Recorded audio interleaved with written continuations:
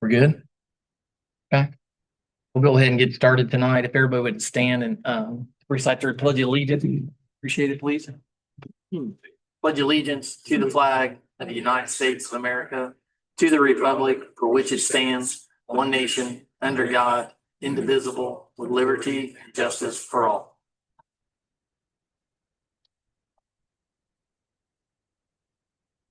Roll call, please. Please. Brown, Yes. Or here, I'm sorry. Here. Godecker, Present. Deborah Hendrickson. Here. Sorry. Richard Hill. Here. We have a quorum. Thank you. Carmen, invocation, please. Dear Heavenly Father, we give thanks to you and ask for your guidance, wisdom, and support as we begin this meeting. Align our hearts with your will and let our meeting be productive and respectful. Help us to listen with understanding and speak with grace. In your name we pray. Amen. Amen. Thank you. Adoption of order of the day. Concerned about the agenda tonight? Tim, Debbie, Joe, Brad, nothing? Okay. First time on the agenda is approval of July 14, 2026 meeting minutes. Questions, concerns at all? Do we have a motion? I'll make a motion to accept the meetings in minutes. Second, Second. quick roll call, please. Tim Brown, Yes. Fred Godecker, Same. Deborah Hendrickson, Yes. Joe Sikos, Yes. Richard Hill. Yes, That's 4-2. Go to one. 401. Voucher packets, August 11th, 2026. Any questions, concerns from the council?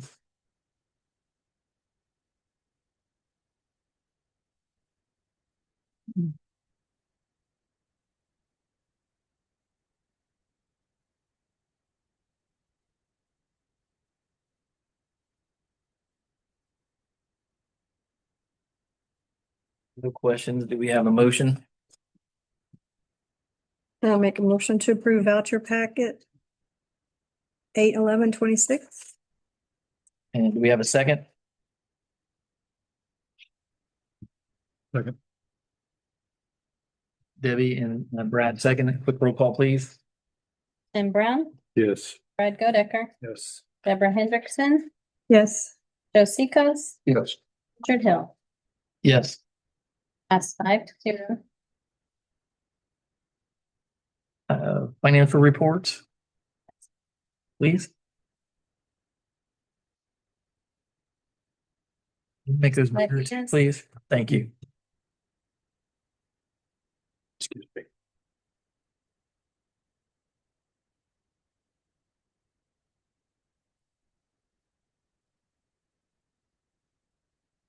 I'm gonna make it big. Thank you. Thanks, Angie. All right, in the general fund, balance is $1,180,865.15. Revenue is currently at $101,691.91. We dispersed $226,905.97. The sewer operating balance is $900,497.33. Our sewer revenue is $205,244.50. We dispersed $86,241.65. Our sewer improvement balances, our fund balance is $2,989,639.03. Revenue was $128,256 and dispersed $1,428.70. Our water operating balance is $796,715.65. Water revenue is $211,476.11. And we dispersed $124,749.58. Our water improvement fund balance is $1,239,597.78. The revenue is 42,000 and water disbursement was $12,167.69. Although it's not on the slide, the interest from all accounts without the RDC balance was $29,723.73. Thank you very much. You're welcome.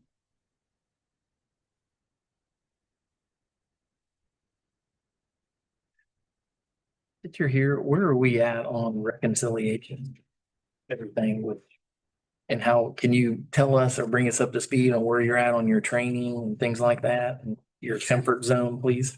Currently, as far as training, I have not been utilizing local government services except for like one-off situations that might come up, new reports that I've never done before, that might come up once a year. As far as reconciliations are up to date, I'm currently working on July reconciliations. I've reconciled 5 out of the 15 banks already, and I'm working on water, storm, general fund right now. I think I'll have those done by next week. Okay.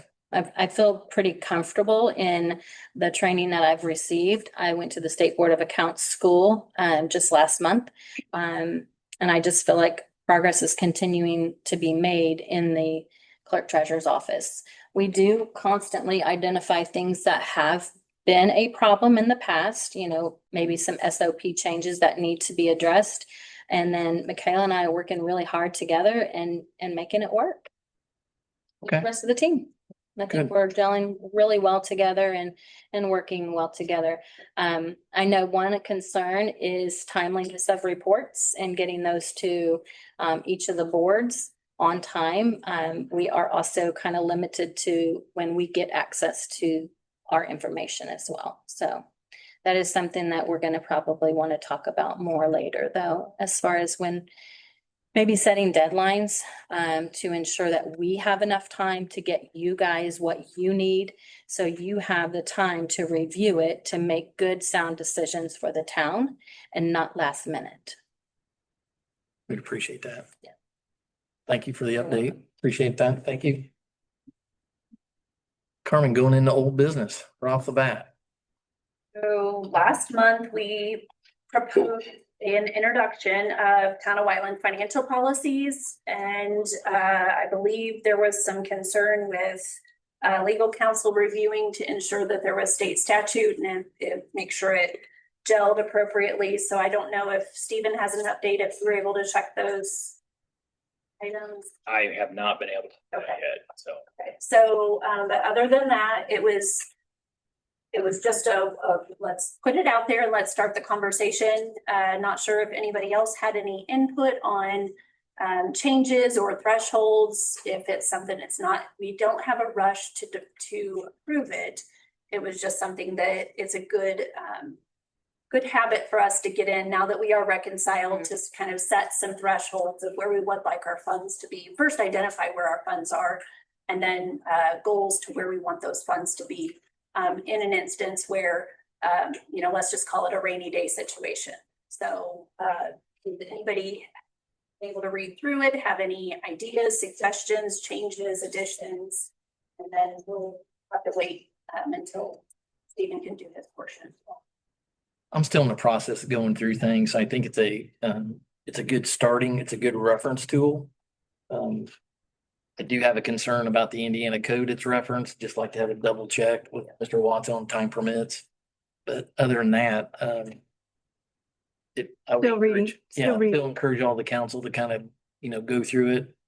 And then maybe we can adopt this as soon as we get some feedback from the legal side of things. And then if you do have any questions and it's above, my knowledge base, obviously Adam Stone, Stone Municipal Group is the one that put this together. So can definitely connect you with him if you have questions that are specific to Okay. his expertise.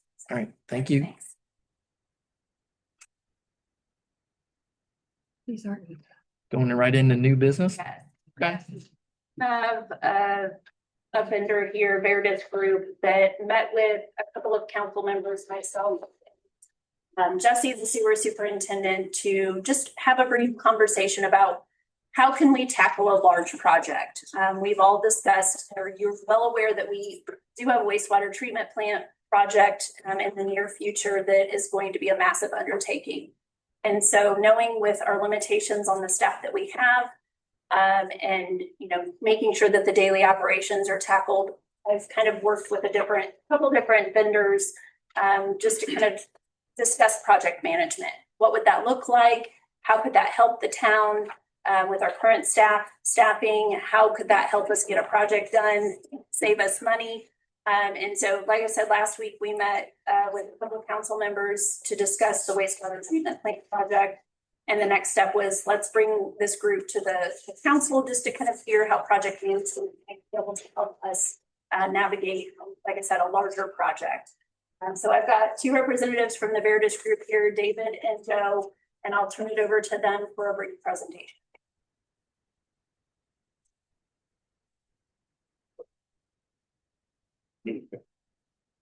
Good evening. It's not the same. Joe's passing out some introduction to our firm, what has some scope on Appreciate it. and other items in there that Thank you. reference to you.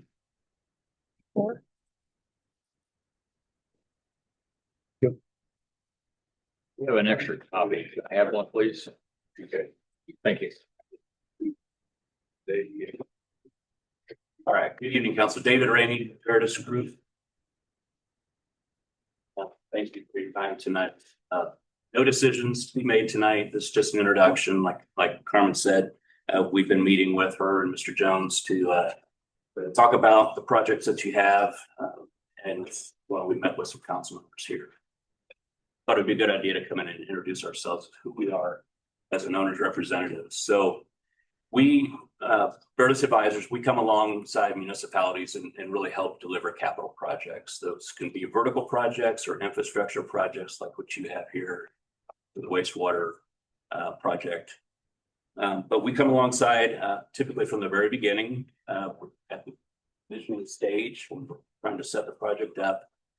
And that's detailed if you're looking through that pamphlet there on page 4. It starts with that first phase, the project development phase.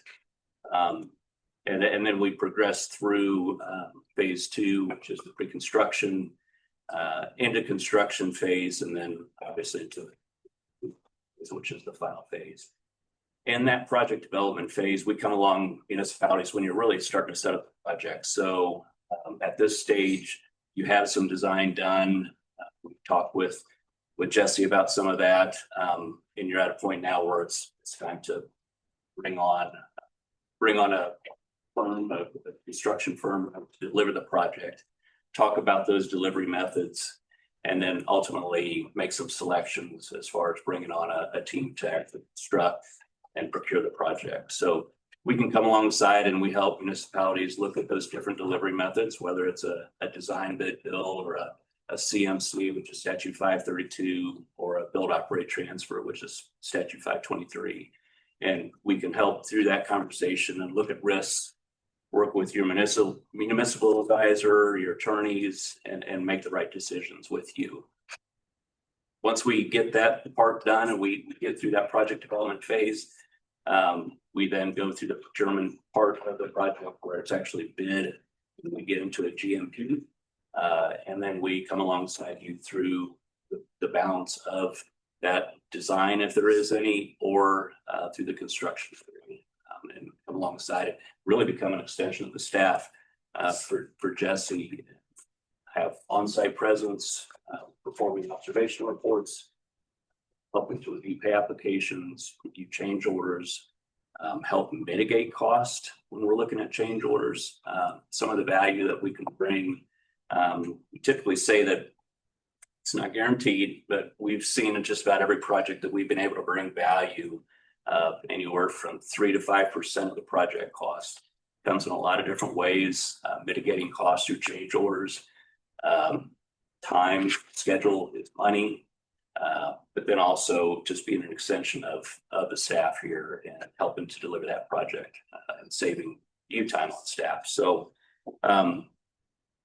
Getting through all of that, through the full construction phase, we enter into what's kind of like our last mile, which is that last kind of 5 to 10% of the project, which sometimes could be the most challenging. So we kind of double down and try to work toward, we sometimes will bring on another PM to help with that, just to make sure we're not missing anything in that final closeout phase of the project. And then through warranty, we stay on through the entire warranty phase, which is about a year after that, to do a final warranty inspection and help close the project out from that perspective. So that's kind of a high level overview of who we are and what we do. But we're really here to bring value to you, to bring value to the municipality and help deliver a great project. And ultimately, we do our job right. We're saving you money and helping to get the quality project that you want. So I want to ask or answer any questions that you might have, but that's kind of a high level overview, and I can go deeper into any part of that. But thought it'd be good to come in and introduce ourselves as who we are and what we do. So you oversee the project. That's what you're saying. So we don't have to, We help facilitate that project and we oversee it on your. but you don't participate in that project. So it's a great question. What we're not, I tell people all the time that we're in the design, the construction, the real estate development world, but we don't do any of it. And it's very intentional. We're not engineers, we're not architects, have those people on our staff, but we're there to facilitate your project and manage it for you. Now, we don't make decisions or financial decisions. Those come from the town, right? But we come alongside you and help make those decisions and help give you the information that you need to make the decisions in those projects. That makes sense? Yes. They don't do inspections either. They don't inspect them. So if you don't do any inspections, then how do we know it's done right? So we do have expertise on our side of the table.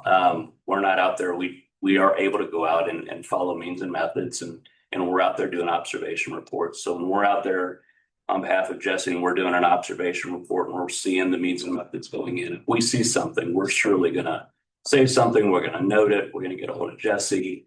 We'll get a hold of the engineer of record who has that construction administration responsibility. It's their responsibility to go out and do inspections and make sure that the project is being completed per plan and spec. So we are another set of eyes and ears for the wastewater department. Our inspector will inspect too. He will be doing most of the inspection. right. Yeah. Him and Jesse both will report to whoever the general contractor is. And this guy oversees if there's a change order, they gotta bring it in. He looks at it, tries to save his money that way. And then he goes through, keeps track of the money going out, because your engineer will do all the work on how much is put in the ground. If they bid the job by foot, we got 600 feet in the day, they want to check for 600 feet. He just oversees more of the paperwork part of it than he does the actual in-field work, from how I took it in our meeting. Very accurate. Just a very small, short, non-politic way. Well, and I'd just like to add too, I know Tim and I met with you, appreciate your time. So, and we wanted to get in front of the council. So one of the sticking points that I had in our meeting was, you know, you got a great product, but also, you know where we struggle, and just on the basis of talking to Carmen and Jessica. So, I would be interested if this went any further, that we have some sort of language in the contract. The expectation would be that you would also help us do inspections and kind of facilitate that as a secondary source, a second set of eyes to the Wessler group, due to the fact that Jesse may be running, the wastewater treatment plant or doing other things. So if there's capabilities potentially of having that language, if we were to hypothetically go into that direction, to specify that you are going to help in that role specifically, I think that is a benefit. Is that something that Yes. you would be willing to entertain, or where are we at on that? We specifically don't do inspections. That we have a city inspector for that, and plus we have the engineer of record who does those inspections. do we get engaged and help facilitate that? And we're on site and we're identifying issues that come up and then working with the inspectors and working with the contractor, absolutely, all the time. So that is something that we do, but to dictate the means and method and to actually do the inspection, that is something that our liability just doesn't go that far. But Now, I'm not saying you do the inspection, but you be there when the inspection is done, hold the inspector accountable. That way you can relay the conversation back to Jesse or whomever, yes. and it keeps it. And there are, and we talked about this in our conversation, there are key moments, key inspections that we would want to be involved in. We would want to be there on site when those things are happening. So 100%. And just for clarification to the remaining council, so it was just an idea as a concept to potentially help with this bigger project that we have upcoming, just due to the fact of the resources we may or may not have, so to speak, and it just kind of helps us along, and it keeps Wessler, who's the engineering group, it keeps them in line as it checks and balances. So I know Armando with the roundabout and things like that, it was difficult to do everything and keep everybody along, and that was a couple $1 million, maybe less, I don't know. So you times that by 40. 40, Yeah. Potentially, we're just trying to be proactive. So not necessarily we're here to make a decision tonight. We're just trying to get the information in front of everybody to think about it. Because the wastewater treatment plant project is Do you know of another? going to come to the council. I mean, sooner than later. Certainly So, understand the benefits of Yeah. owner's representative and with how that works. How does your group fee structure? Is it hourly charge? Is it base charge? Is it? Yeah, so we provide you a fixed fee. So we'll do a staff hour justification. We'll look at the complexity of the project, the schedule. We'll put a staff hour justification together, and then we'll give you a fixed fee Okay. that would not go up. So unlike other consultants that have a percent-based fee, that's the whole, we don't want to have a percent-based fee because it would be conflict of interest for us if we're negotiating a change order and we were to get paid a percentage of that change order. That just doesn't make sense. So we're a fixed fee. I tell people we're somewhere between that 1.5% to 3%. I kind of looked at this with a $30 to $40 million project. We're probably in that 2% plus or minus range. If I had to guess, I have not done a staff hour justification. Yeah. But we can also look at that and we can look at our full scope. And if there are things that Jesse sees that he just doesn't need, then we can adjust that scope and accordingly our fee. So. But you base it on hourly? If you don't base it on percentage, you base it on hourly? So I do a staff hour justification to look at how much time do we think we'll need to be out on site to attend OAC meetings, the length of the project, if it's a 12-month project. I look at it from a weekly basis and I look at how much staff hours I think we'll need to do. And then I would give you a fixed fee. It would not go. But in your examples here, there's nothing compared to a wastewater treatment plant. These are all just buildings. We do a lot of vertical projects. We've done in any vertical project we do, we have infrastructure that's included with those projects as well. But we specifically have done projects for the town of for City of Fisher. We did the infrastructure project for their life sciences development, which we helped. And very similar to what you're asking in the service, we came alongside their engineering staff and provided support for them to help deliver that project. Can we get something on paper that says how much you were paid through those other projects that is similar to ours? Sure. So just to get a rough idea. Yeah. And do you have any idea how many hours you put on those projects? You could get that too. I can give you a breakdown. Yeah, I would like to see a breakdown of other projects similar to what we're doing, Yeah. if you don't mind. We could definitely do that. And could I get a contact number for someone at Fisher's to see how it benefited them? That would be something I'd Yeah. be concerned about, is talking to someone over there, say, hey, did it weigh out? Was it beneficiary? Right. Did it work for you guys? Because they're in the same boat we are. Yeah. They're all. I think it's more than just Fishers, sir. I mean, a Yeah. reference to different sheet. Any place Yeah. that you could reference, yeah, And that would kind of help, you know, and then I'll make a few calls, talk to them and just get their take on it, because it's always nice to hear from a third party. Oh, absolutely. You bet. Okay. Piggyback on that, sir, can you elaborate on kind of the targets of cost savings and initiatives that you, and I'm curious about that because we had discussion when we met, but What If there- area did they? what say- area, and explain to the council kind of how you do, and then, you know, your ballpark figure, because my note showed that you almost pay for yourself with Our helping savings. through the savings. Yeah. So that's what I want you to explain that to, please.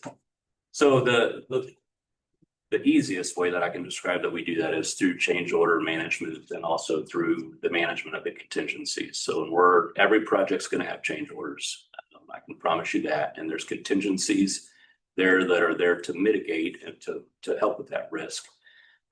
When a change order comes through, typically what happens is there's a question in the field, it goes through a process, the architect or the design engineer will put together some information, it's get priced, and then the change order comes across the table. We get involved at the very beginning when that question first comes, when that RFI is first brought. We try to be innovative. We're at the table. We're trying to help mitigate some costs, come to the table, figure out, is there a better way to do this? Is this change order even needed? Is it even the town's responsibility to pay for that change order? So we run all those traps on that change so that if there is a change and when it comes across the table for Jesse to look at, we have hopefully mitigated cost from that or eliminated the cost from that. You don't handle anything financial. Pardon? You don't handle anything financial. But we don't make the financial decision. I don't approve dollars to be spent on the project. It would go through Jesse. But I would give Jesse all the. I'm talking about that. What's that? I'm talking about where, do you suggest where we get our financial help from? As far as funding the project, Yes. we can for sure, we're not municipal advisors, but Right. we can work alongside your municipal advisor and Carmen and come up with funding strategies. Okay.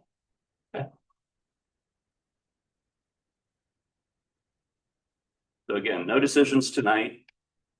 Just wanted to come and introduce ourselves and who we are and how we could come alongside you and help deliver your project. Look forward to the opportunity for sure and talking about next steps. So I appreciate it. There's no other questions. Sir, if you could circle back around on the reference sheet and some of the Yep. information, we appreciate the Carmen. We'd appreciate it. And thank you for coming in. Appreciate it. Make sure Thank you all. Stevens. we have time for any additional questions. Sure. I've got a few. Yeah. Yeah, It would be helpful for me at least, and maybe the others, to have a little bit better explanation of your relationship to the project and the other players that will be in the project. For example, you'll have the contractor presumably, you'll have an engineer presumably. How will you coordinate with those and do what you can to help us understand your proposed structure as it relates to everybody? sure. So we're sitting on your side of the table, first of all. So we represent you. We're a fiduciary. We feel like we have a fiduciary responsibility to the town to represent you that way. We work with a lot of engineers, design firms, CMs across the city and across the state, without question. We have a lot of relationships there. When I said earlier that we're not an engineer, we're not an architect, we're not a construction manager, that's very intentional. That's so that we don't have any conflict of interest as far as any relationships outside of that we might be dealing with them outside of a relationship with another municipality. So that help answer that question. We're on your side of the table. Yes, but you haven't gone far enough. I don't want to put words in your mouth, but for example, it kind of sounds like the town would have a contract with you, Correct. but you would not have any contracts with anybody else. No, we're In other words, you wouldn't be the general contractor absolutely not. and you wouldn't be doing any We're not engineering. doing any engineering, we're not doing any delivering inspection, any work We have a contract directly with the town. Okay, and We're beholden to you. and therefore, the town would, in addition to having a contract with you, presumably, correct me if I'm wrong here, the town would also have a contract with an engineer or Yes. architect, presumably in this case would be an Yep. engineer.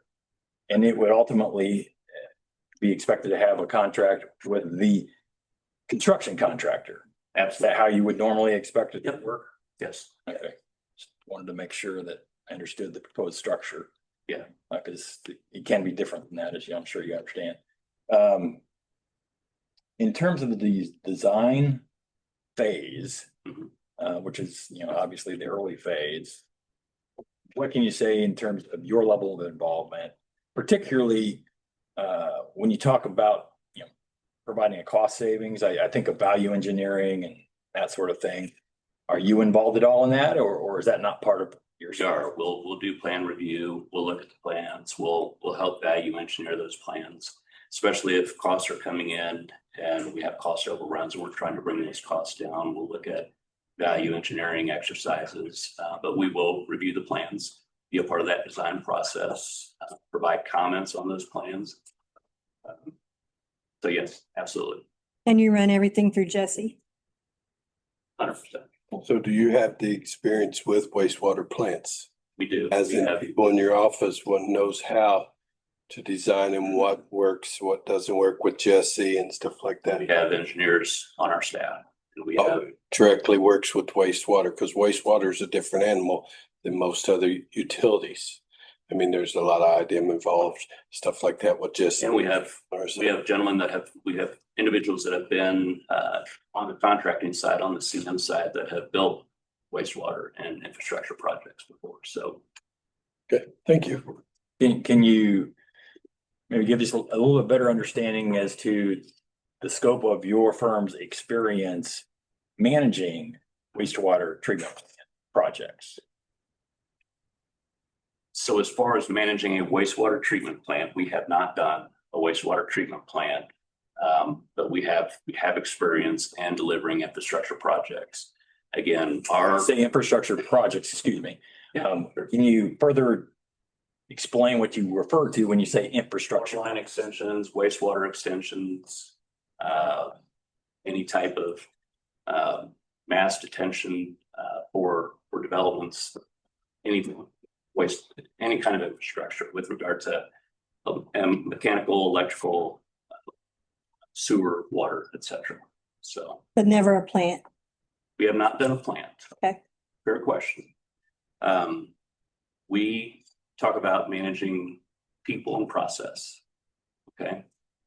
Gotcha. We have our professionals, right? You have a professional engineer to design your project. We would get a professional that is going to construct the project. We have expertise on our staff. We have civil engineers on our staff. We're there to represent you and manage the project through people and process. So that is our goal. That is what we do, is help manage that process and deliver the project. Okay.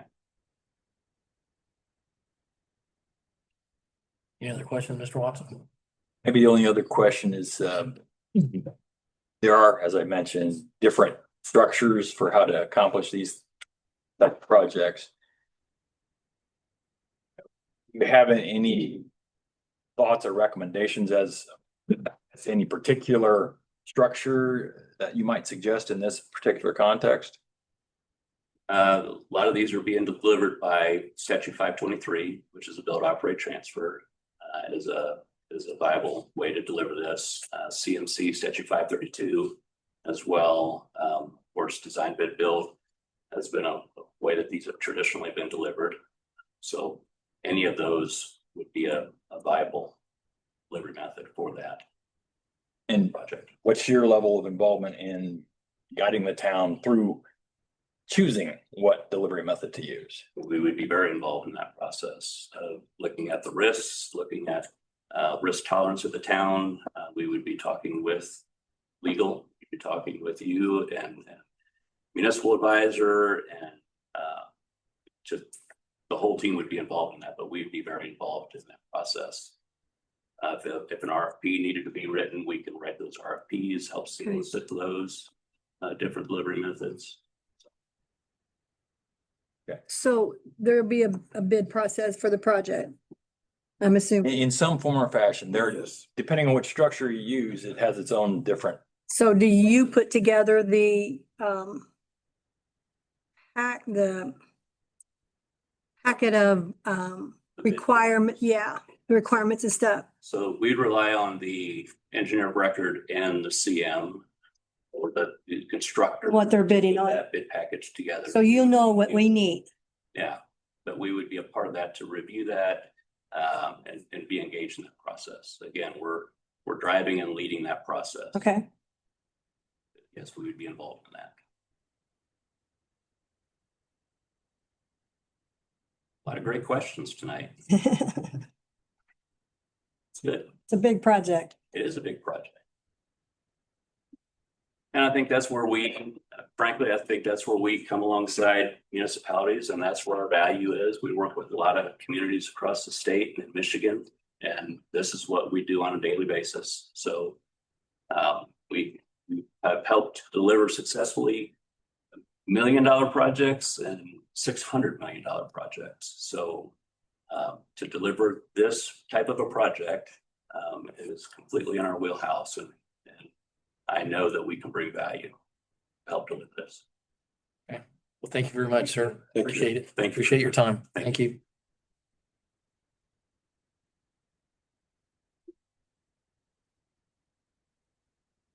Carmen? Next up is a BZA appointment by the executive, which is Richard, but typically we bring these types of appointments or requests in front of the council. So we had a resignation on our Board of Zoning Appeals. Juanita Emery, at 90+ years old, has moved to a nursing home. And so we had an opening on the BZA. So after many years of her providing service to the town of Whiteland, like I said, we've had an opening, and so we put that out on our social media as well as our website for an opportunity for engagement from the community. And we had one submittal. Anthony Snyder is a resident of Whiteland, and again, his letter of intent and resume was included in your packet. It is a executive appointment, so it is Richard's appointment if he so chooses to appoint Anthony Snyder to the BZA. Is Anthony here? Not here. Why do we have an application? Why do we have an application? I know how hard it is to fill particularly BZA spots. You spoke to him, Richard? I have not spoke to him. We have, we've with him and his wife on a couple of different topics already since they moved into Briar Creek. They're in section 6. So he is looking to get engaged. His background is construction and such, but I'm not saying that, that's a complete fit, but I feel like he would be a good fit to the board. It's a good thing to have. Yeah, He's willing to do it. and he's willing to do it. We can't get a lot of people. Right. Let's be honest, guys. Call it what it is. But at least he has some value that we need. Correct. He has an impressive Yeah. resume in Yeah. construction, so he understands the process. So we only had one submittal, and that was him. Yeah. And where are we at on so are we at a quorum? We're not at a quorum, obviously, There's 5 members, so we Mhm. do have 4. We had a meeting last week and there were 3 out of the 4 Five, members there. So That's a we quorum. were able to still have a meeting, but you always run that risk because the 4th was supposed to be present and then was not there. So if, let's say, somebody else decided they ran into a quorum issue. So the fact that we have somebody and You don't just know. as a point of reference, this term would only be through this year. So then when we come up for board term expirations. then Hers is up at the end of hers this year. was up at the end of the year. So he's just going to fulfill the remainder of this term. If he's working out or if he decides to move to a different board, then, there's opportunity for another person if they're interested. Okay. I'm glad we had at least one. I'd hate to have to slide down with BZA and do that again. So with that, I mean, what do you need? Just an okay? With it, we'll get Okay. the paperwork and get in contact with them so we can do. I'm good with Anthony Snyder. Thank you for your service. Appreciate that. So the next one is, you ready for me to move on? Uh-huh. Yes, ma'am. Okay, is the Crossroad. Now, I do not have our professional services agreement that we typically put with all of our contracts. It is just the proposal. So last year, Crossroad Engineers assisted us with our asset management plan and then also with our CCMG submittal. And so this is a supplement to assist us again with the asset management plan, where we have to go through on an annual basis and do the PACER ratings on all of our roadways, which in the past, it's kind of been a little bit of, we've moved it around on who is the person looking at the roads. Joe has done it, I've done it. And I'm not an expert to tell you, I mean, I can tell you what alligator cracking is, but when it's to evaluate a percentage based on intersection to intersection, that's not my forte. As we've moved forward with other projects, when it comes to the roadways, we've engaged Crossroad. They've kind of become our engineer of choice when it comes to our road and our street projects. And, you know, yes, we can go out there and make an educated guess on what the improvement is or what the status of the road is, but if you really have an engineer that can put a stamp behind it, I feel is important. And then also assisting us with our CCMG application at the state. Those are going to continue to get more demanding and limited resources available. And so ensuring we have the right project for the ask every year when we go to the state asking for those dollars, I think is critical. The fee is 17. Yeah, 17. $17,000. We do have money in MVH and local road and street to pay for this. So my request would be if I could get approval to propose the professional service agreement or add that to this and then sign this contract with them. Carmen, is that annual 17,000? Is this multiple years or is This this? would just be for this year.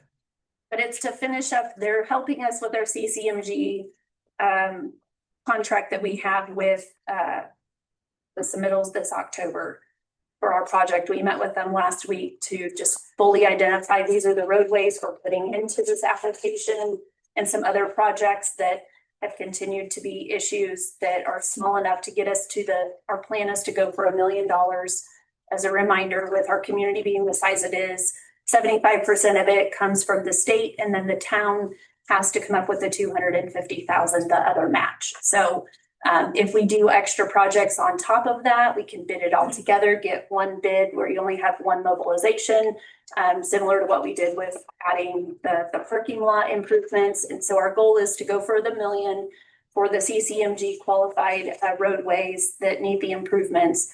Then if we can throw in a couple other extra projects, and get good pricing with unit materials and stuff. So this cost isn't just for CCMG, it's for anything that we need the rest of the year?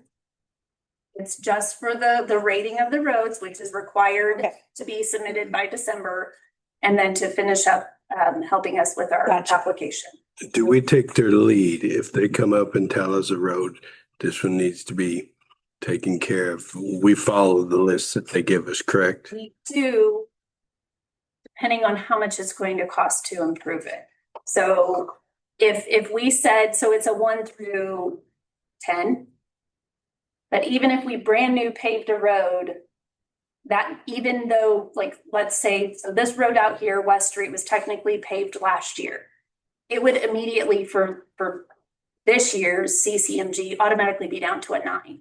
And so from there, then you start looking at, is it cracking? Is it failing in certain parts? Is it holding water? There's different assessments to go through Correct. and break the road. But like, let's say we have a whole bunch of 1s, meaning the road is probably crumbling and isn't, potholes and just can't be saved.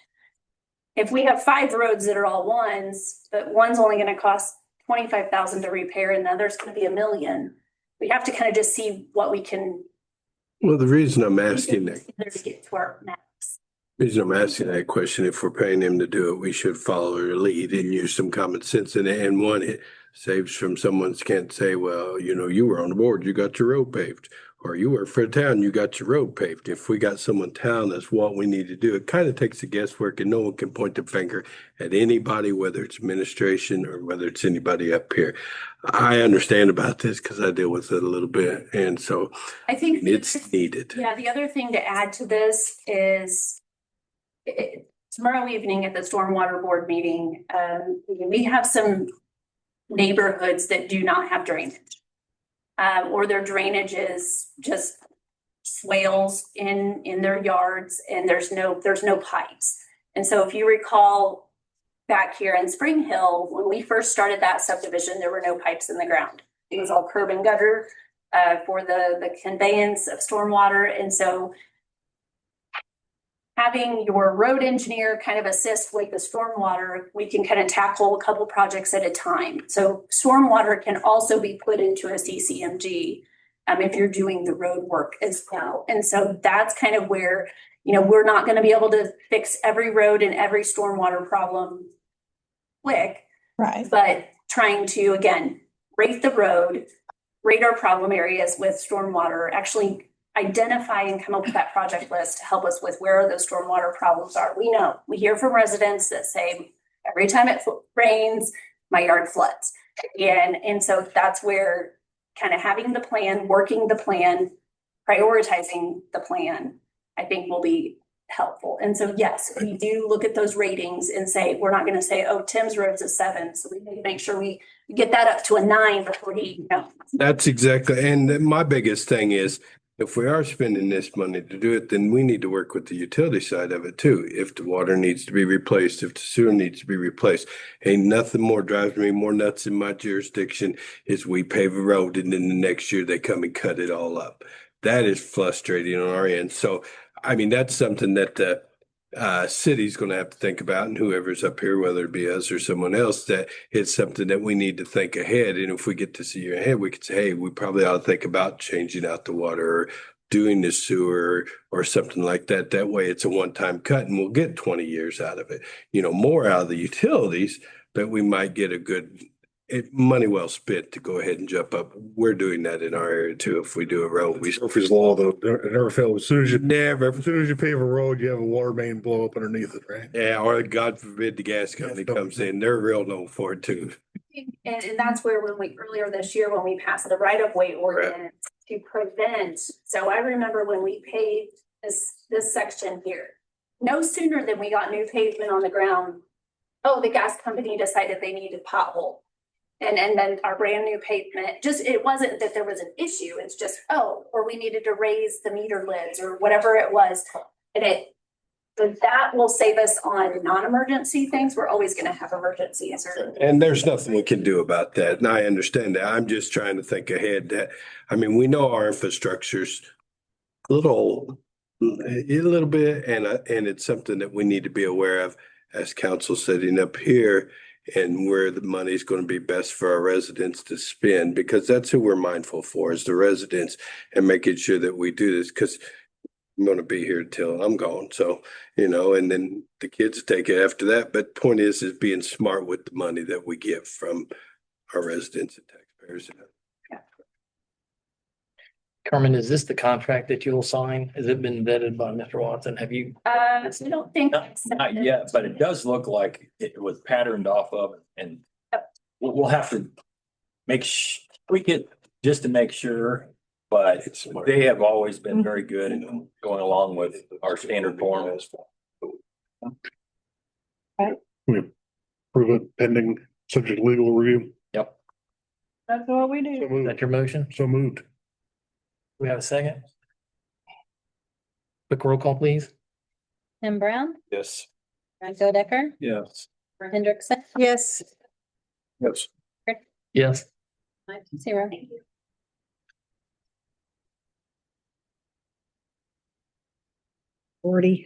Ordinance 2026-05, Mr. Patrick.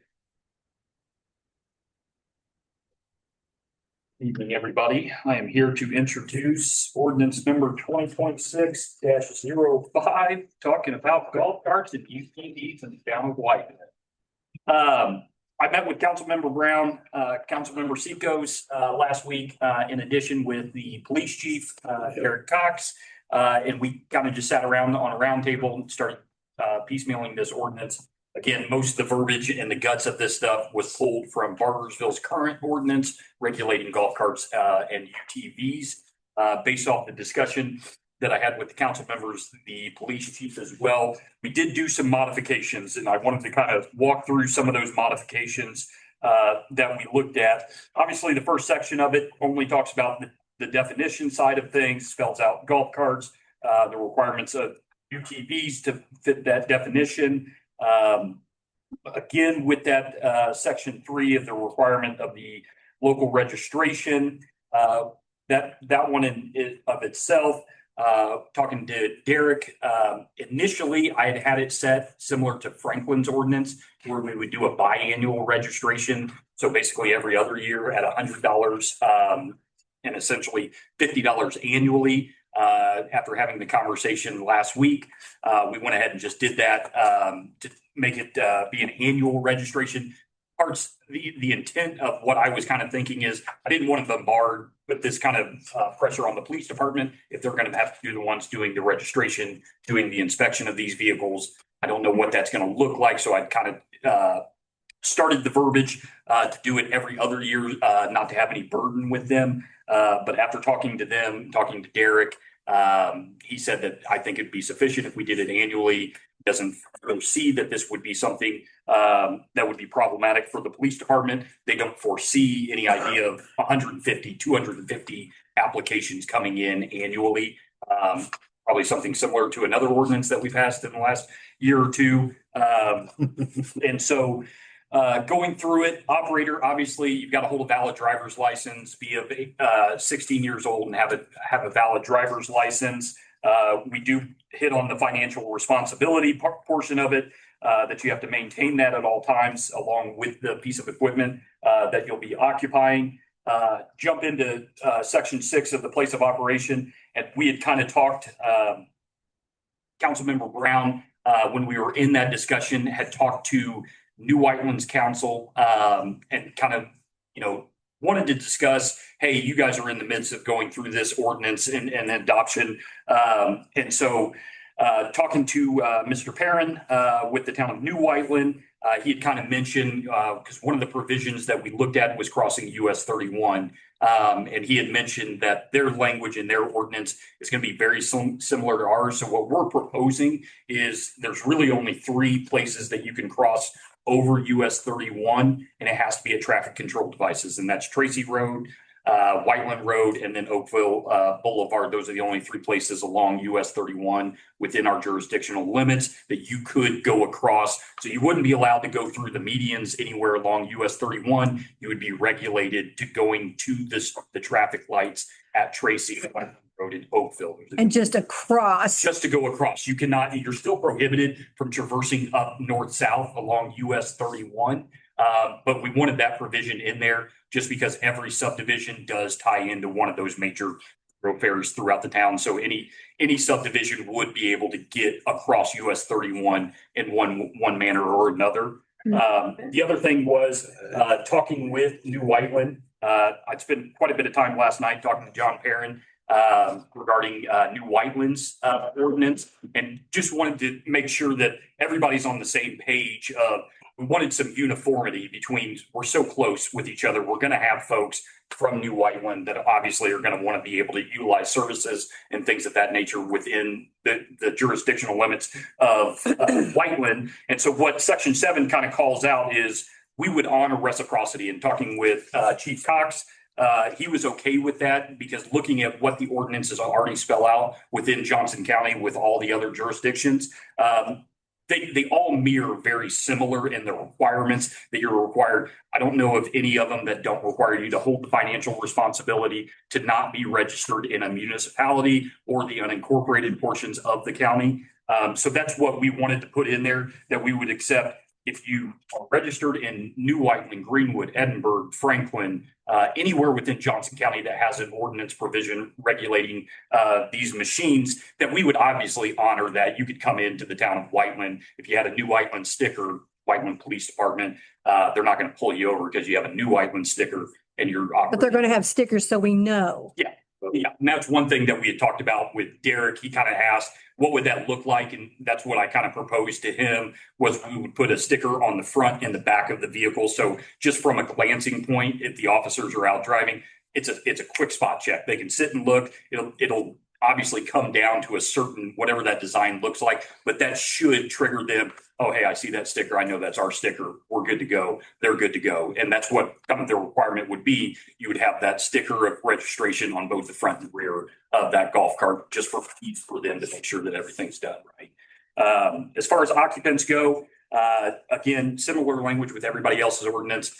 You can have as many people as there are factory seats within the machine itself. You can't have people riding on laps. You can't have people riding on tops or the backs of them, stuff like that. Pretty straightforward. I did pull City of Columbus's, and I don't know if Stephen would appreciate this or not. I did throw in the indemnification clause in it. Cartersville's, I didn't see anything in there, but I wanted that language to be put in place so that the town isn't held liable if somebody happens to have some type of accident or get hurt within the public right of ways. I want that language somewhere in there as a protection clause for the town to make sure that nobody comes after us because somebody got hurt within the town of Whiteland's public right of ways. And then also, we talk about the violations. And one thing that we kind of talked about within that roundtable was the idea of, and the intent of it was, how do we hold folks accountable? And one of our fears was, if we get somebody that holds a valid driver's license at 16 years old and say it's a kid that's riding mom and dad's golf cart, we don't necessarily want to say, well, we're going to tell the kid he can't ride one. We want it to go back to whoever holds the financial responsibility of it, to where ultimately the parent, they're responsible for everybody that operates that piece of machinery. And if we do have a third violation within a calendar year, you would basically not be able to renew for 365 days. It wouldn't go through the end of the year. So if you got hit with third violation in December, it wouldn't be, you get 30 days to where you can't pull another registration and it starts back up January 1. It would be 365 days from the date of whatever the infraction or the offense that happens with it. And like I said, talking with them, I've talked with the town of New Whiteland as well, just to make sure that we do have that uniformity with each other. I've reached out. I just happened to see that another jurisdiction within Johnson County, they did a really good job of explaining to the residents, hey, this is what's a legal golf cart in our area. And so I've talked to Derek about it as well. And I think it'd be informative for the residents, if this ordinance were to pass, that we would put something on very similar to that, to where we could put it on social media, we can put it on the town website, just so folks can get an idea instead of reading through, just the verbiage of it, to have the police chief or one of the officers go through, say, hey, this is a legal conforming piece of equipment within the town of Whiteland. In addition with that, I'm most likely going to try to reach out to Joe, is I would like to propose a map to show the areas. So ideally what we're talking about is where these can be operated at is at speed limits less than 30 miles or less. So that takes out Graham Road. It takes out obviously US 31, anything east of, right now, I believe it's east of Innovation Drive. We have a speed limit sign there at 40 miles an hour. So that would negate that. But I'd like to put up a graphic to show folks, hey, these are the areas, these are the roads we don't want you're not allowed to utilize these pieces of equipment. Just a quick reference so people can visually see, okay, I know where I can and can't go. I don't have a lot of them that aren't over that 30 mile an hour limit. But again, most folks are visual learners. It's a quick thing that I think that I could certainly work in partnership with Joe. I know some of the stuff I've seen Joe as a previous staff member that he's done a really good job with those kind of things. So I would probably reach out to Joe and, brainstorm, hey, this would look pretty good, I think, for residents to be able to have. And we kind of talked about when you come to register a golf cart, you'd get your stickers, we'd have maybe a little pamphlet with it, and then, that map with folks, so we could give it kind of like a handbook as you go and register these things. And then another thing that I know may be a point of contention, I know Derek has reached out to the city of Franklin Traffic Court and the city of Greenwood Traffic Court. I know that he's had the conversations of would they be willing to take on some of these cases, and it would have to be some type of agreement that we would utilize either a town attorney of some sort.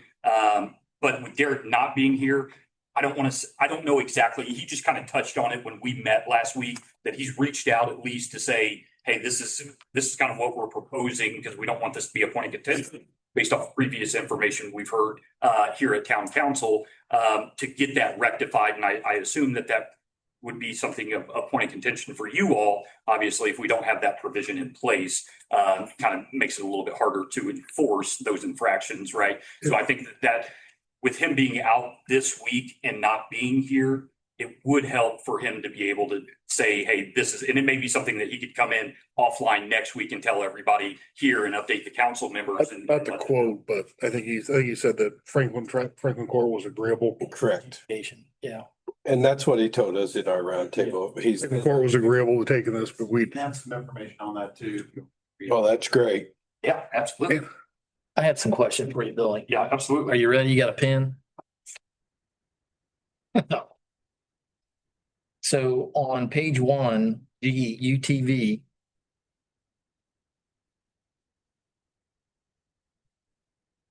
It specifies specs on the UTV, but it doesn't specify specs on the golf cart. So is that all encompassing your specs that includes the golf cart? If it does, it needs to specify that. I think the last one he had said seat belts, headlights. Yeah, Yeah. yeah, UTVs on the second page where it starts calling out safety seat belts, either side mirrors or rear view mirrors. Tricia, That includes the golf cart, or is that the just definition of the golf cart means 4 wheels. I'm trying to see. I think we need to, So a golf cart defined it. doesn't have headlights, taillights, placards, things like I that? think we It's need just to on put the those UTV? specs. Why? Correct. The both of them, instead of taking it out for just UTVs, just put it within. Or maybe there's separate spec for UTV with the 50 inches and the dry weight. I don't know what the golf cart specs are. As far as like the lights and the seat belts and the turn signals, I think that should be a universally. And then you made mention like a inspection sticker is gonna be on the front and the back with some sort of code that goes to the application Yeah, process. yeah, So on the application to get a golf cart permit, they're gonna sign a document, and it's also gonna state that the town has no liability, indemnification, and all that is gonna be included in that document. yeah, absolutely. Does the IC code in section 1A, does that refer to anything about the golf cart as far as size and Talks about the Headlights. definition from, Ignition. it's just the definition of a golf cart, but it doesn't state if there's headlights or anything like that? no, Most golf carts don't have headlights. It's an add-on, and since now the newer style electric ones coming out, they all come out because most towns around and other states are allowing them. So now they're coming out with headlights, taillights, brake lights. Like mine's got everything. It's got brake lights, taillights. But they and can't be stuff. driving at night. They don't have any lights. But we want them on I don't regardless. have lights regardless. Regardless, they need Okay, to have that's lights. what I'm saying. Yeah. Mine come on, I got running lights. When you turn the key on, it automatically turns the running lights on, but just not the back half. Turn So signals. from a standpoint of, Never I mind. think I asked this question when it proposed, did we check with our insurance on the risk of any liability? no. Ms. Carmen? Okay. Mr. Watson, I think I had a question concerning that to make sure that there are not issues with the town. I know, I wouldn't expect there would be, but it certainly always is good to contact the insurance agent and run it past them. correct. Because they do have questionnaires. Insurance agency does have questionnaires when it comes to, And they may Stuff be like able to that. provide some additional information on the application Mhm. that maybe Sure. you folks weren't able, or, I'm not saying you you've done a good job. I'm just saying, I just like to potentially tighten this up if possible. So on your application though, it's gonna state indemnification to the town. There's no liability. That's what it's gonna say on the application when they apply for that. Sounds like you would prefer that it I does. prefer- So absolutely. Yeah, I mean, I certainly think, Well, I'd like to see the application too. Right.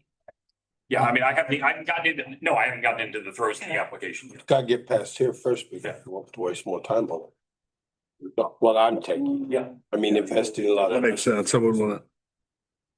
We should spend 3 hours on application over it. If the ordinance is gonna go. Right. Right. I mean, you can approve it upon application being made and then. look at Well, if is there it's- 2 readings with there's this two since it's an ordinance? Yes, 2 readings. Okay. So as long as he got it by the next reading, if everybody agreed on it or disagreed, then we could go from there. Stephen, correct me if I'm wrong, but we can also set a time where it becomes effective. Yes. We don't have to make it effective immediately. We can make it effective in 90 days, Right. subject to reviewing the application. Because we went over a lot of things, like even when we was talking to Derek about a safety video being out, showing cars. And then like I told Derek, I'd like to see when they come in to get an application, they need to sign that they actually watched that. You know what I mean? Saying, yeah, we watched this is the rules, this is what we seen. And just kind of highlight it, because Derek's the one who was, with the safety and stuff and everything, so.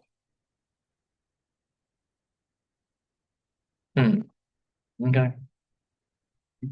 I guess one other point that I would like to point out, we did pull out the provision, a lot of ordinance in the Johnson County. They have times of operation, right? Typically it's a half hour before sunrise, half hour after sunset.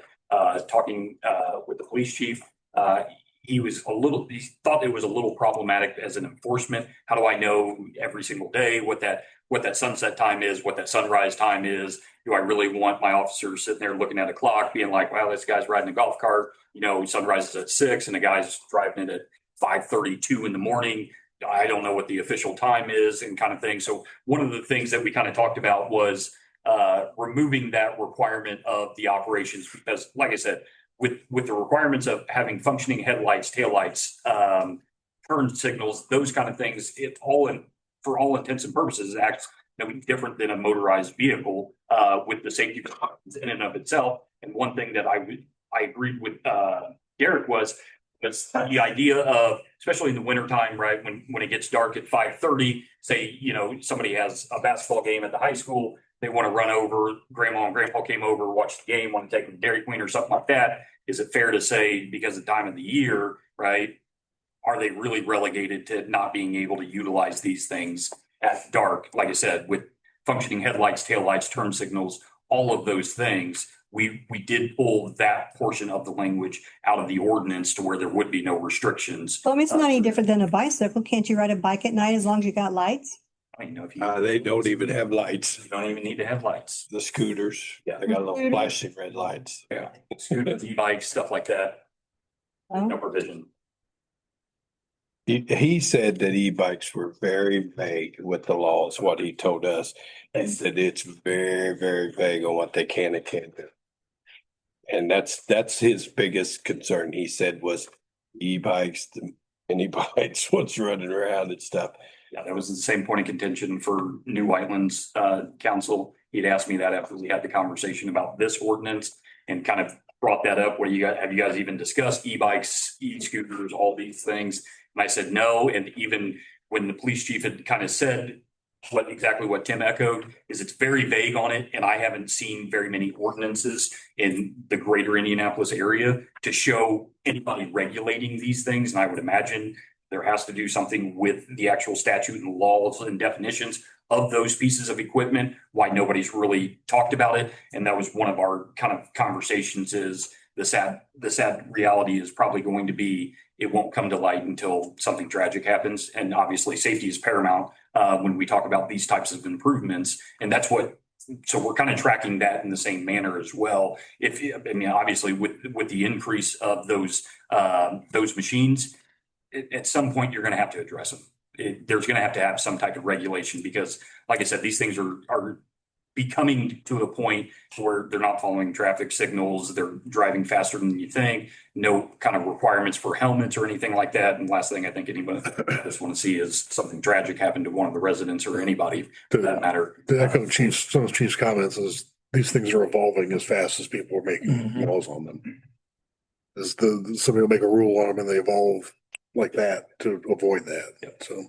But I would like to hear what Yeah, that's absolutely. on that, because that's a big thing, is we got to make sure we can police this and do it right. After I found out what was said in the last meeting, I was kind of floored. Mr. Paul, you say you have some information? Yeah, I can read what he gave me to give to the council. It just says MOU that's been made basically with Franklin City Court. Information has been forwarded to Stephen and Carmen.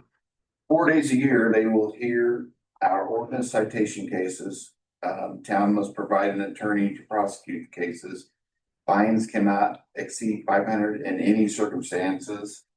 And can hear nuisance ordinance, parking, truck traffic, but cannot hear things such as building code or property use ordinance. Common sense. So Oh, well, it Thank you. says 750 in here. Yeah, I'd say that would be the only modification based off the language with that. I try to get as much as I could until somebody kicks me back. And if that's the case, I have no problem making that revision to be $500 versus $750. Thank you. Billy, I'd like some information from the risk insurance just to make Yeah, sure. absolutely. Yeah. So if we can possibly get that information, I mean, I'm leery of I making. never dealt with insurance. Obviously, I can talk with Carmen and Call Carmen and and just just get that ball rolling and try to get that as soon as possible to you guys. explain that what we're interested in, what we want to do, and make Yeah. sure that we aren't going to have any issues. Covered and stuff like that. And it's not going to end up biting us. Sure, absolutely. Stephen, did you get a chance to go over this? Any concerns? No, I think I may have gotten it yesterday and the main thing that just off the bat, I noticed it's not substantive. It's just that it does not integrate or reference the town code and where this would be placed in the town code and that sort of thing. But those are just kind of cleanups that I would plan to do before you finally adopt it. Besides that, I can't really make any comments on the substance and so forth. I mean, other than the town of Trafalgar adopted this type of ordinance, I think around 2017 or so. And we prepared that in our office and I did a quick look. It does reference the Indiana code site that authorizes this. So I would prefer to include that citation of authority in here as well. That's the best I can tell you right now. So is it best to have you doctor this up and redline this a little bit to include that, check on the insurance and then resubmit? Well, Or, I mean, are we in a big hurry for this or? now I'll defer in terms of what kind of pace you want to, take on that. But I don't think, if you want, or in moving this forward in a reasonable fashion, my review or lack of review at this point, I don't think should hold it up. If you agree with, at minimum, the general substance of it, I would treat this as introduction. That covers your 2 meeting rule requirement on the statute. And if you want to tell us tweaks to be made, other investigation to be done, and to bring it back at the September meeting for you to further consider, that's fine. I think that's appropriate. if you want Because to you've do that. done that. You've That makes sense. That doesn't given us the red line see this month. final reading before Let's see of what- ordinances. Yeah. What changes? Before you make the final, I'm Before good with whatever. If comfortable not doing it. Introduction, you don't have to vote. next month. I mean, I'm just having it out there. You don't have to vote on introduction. So if we treat this as an introduction and then come back the next meeting with his Red lines. red lines, Red line. then we can vote for the final then. That way it's not having to do 2 more after that. And then Billy will have more information that you want then. So we can just treat this as introduction. Everybody all right with that? I'm good with that. That's fine. I say treat it as introduction. How about you, I'm fine with it. Richard?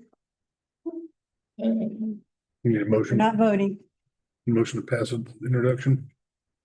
No, You don't even need we to. don't need to vote for introduction. No, we're just saying, bring it back, and if there, then if, say, we all don't agree, then you vote on it. If it gets voted out, no. If it gets voted in, yes.